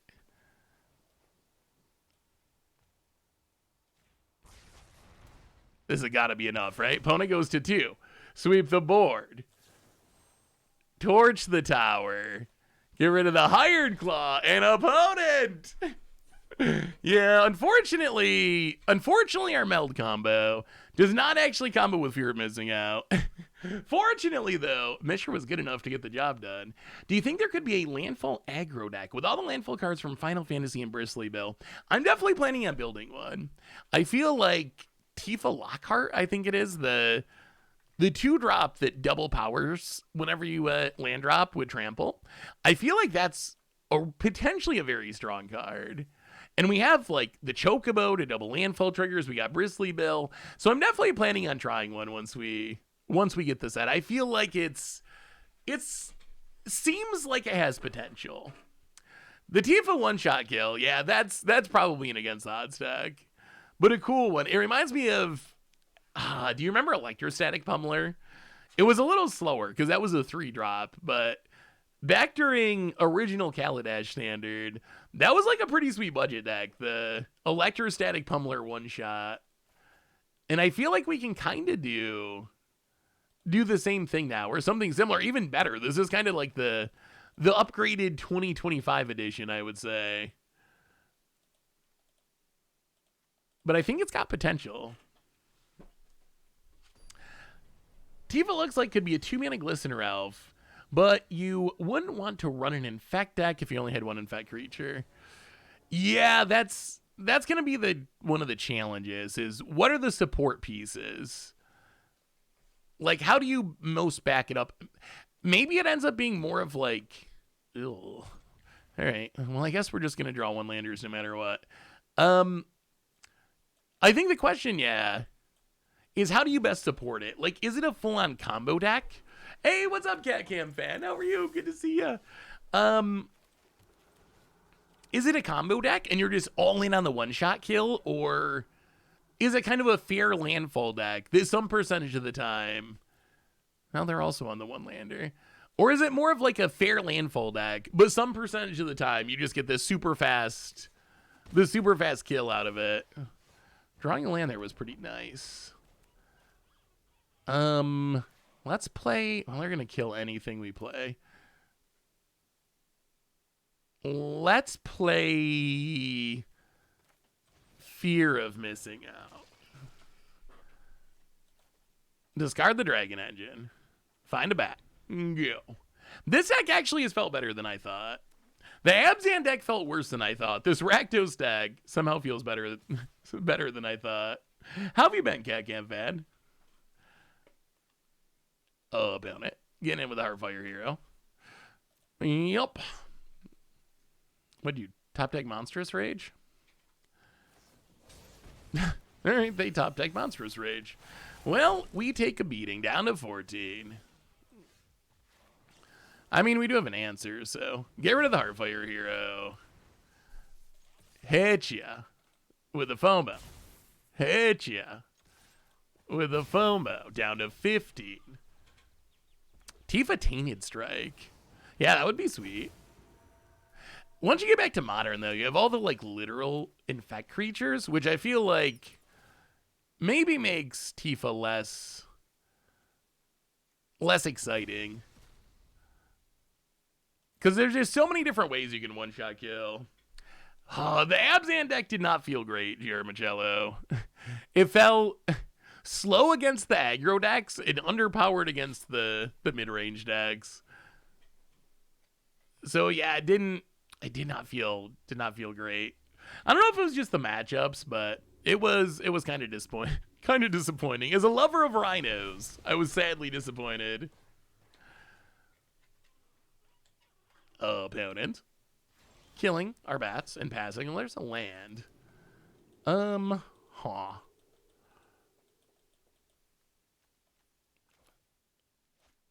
Why does all of our stuff die to removal? Let's play another Fear Missing Out.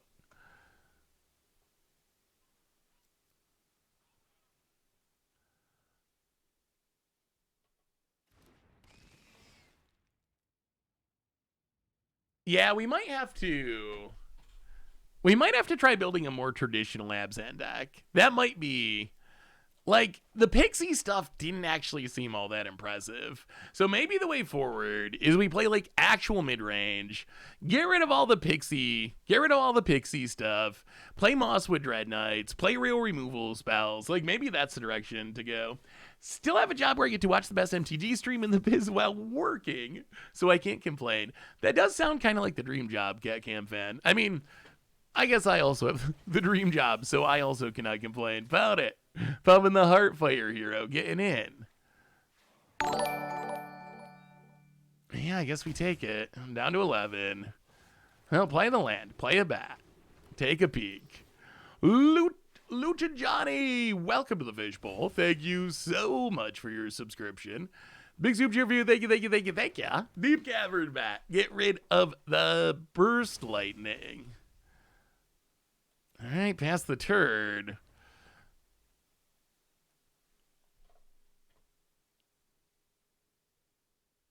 Opponent. What do we got, Elahor? Ella here. Ella here? Probably Ella here. Hey, opponent pumps. Oh. Wow, that is an absurdly good draw for our opponent. Yeah. Opponent, gonna go attacking. Wow. Okay. Pyroclasm from the mouse deck, and yeah, that is deadly. That one kind of hurt a little bit. All right, can we beat this deck? Can we beat this deck and go out on top? Come on, Rakdos. I was not actually expecting them to be playing Pyroclasm. That one got me by surprise. It doesn't really seem like a mouse card. All right, this seems fine. We get a little removal. Got a bat. There's a Hired Claw. Ew, so many colorless lands. Well, play the Deep Cavern Bat. What are we working with? Burst Lightning questing doing. Well, we'll take the Burst Lightning. Ship the turn. Opponent. Emberheart Challenger. Well, we will take it.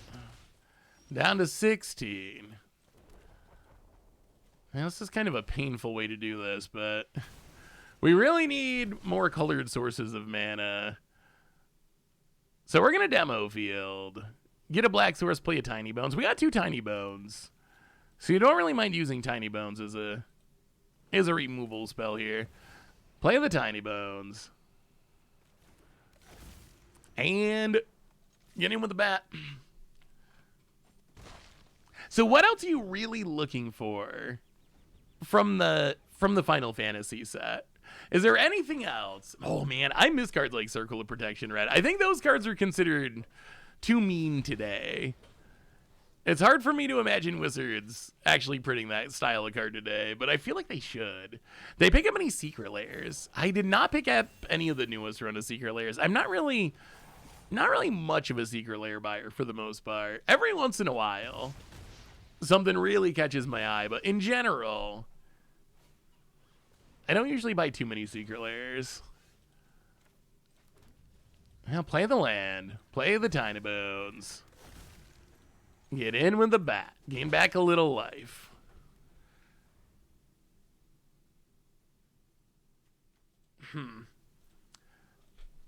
Do we want to try to get in with the Tiny Bones?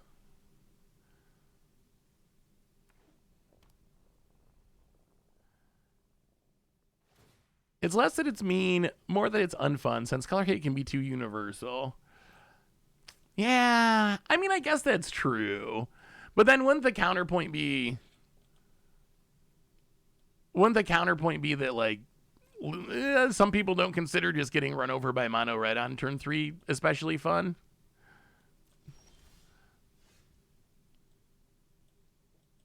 Huh.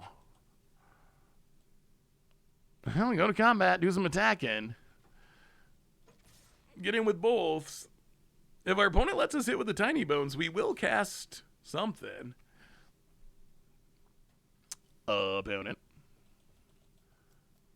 Alright, gonna do some blocking. Questing Druid. Hits the torch to the tower. That's a good one.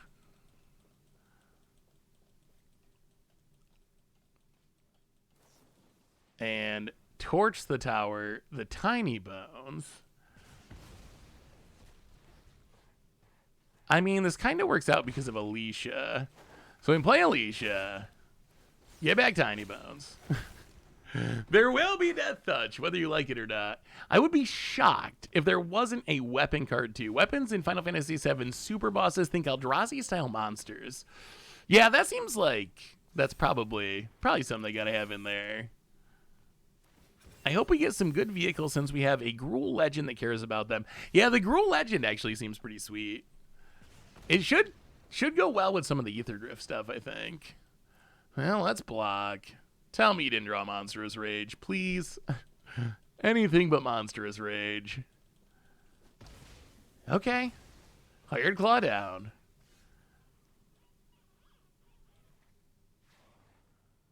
Well, I mean, go to combat. Attack, attack. Get a counter on Alicia. Hit ya. Down to 14. Hit you to 13. End of turn. Get back that Tiny Bones. This Tiny Bones actually been great. The Tiny Bones is keeping us in the game. Opponent land. Tiny Bones Alicia. Apparently an unbeatable combo. Opponent gonna take up the Innkeeper's talent. And Emberheart Challenger. Well, let's... Okay, let's wait and see what our opponent does. Sure. Goes to combat. Innkeeper's talent. Gonna go Heartfire Hero. Well, let's kill the Heartfire Hero. Pay the ward. Take 3. Opponent. Passing. Well, play the Verge.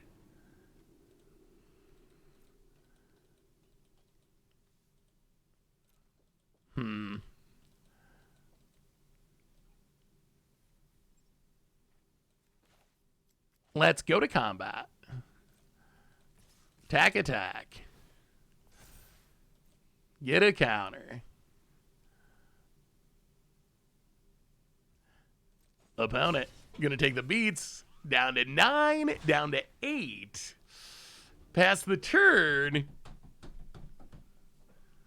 Ooh, Mirrorbox Sid sounds fun. Sid is actually a very interesting build around. We have never had a you can play any number of card. Oh, Snakeskin Veil is kind of annoying. We've never had a you can play any number of card that also...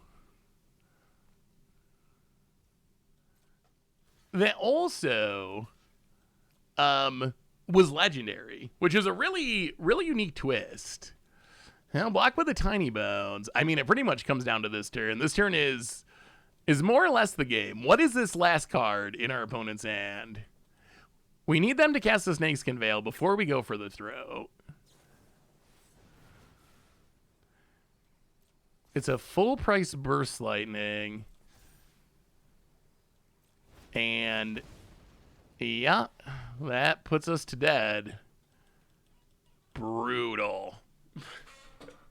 I will also say Siege Rhino, but you can play any number of. Okay, I can get behind that.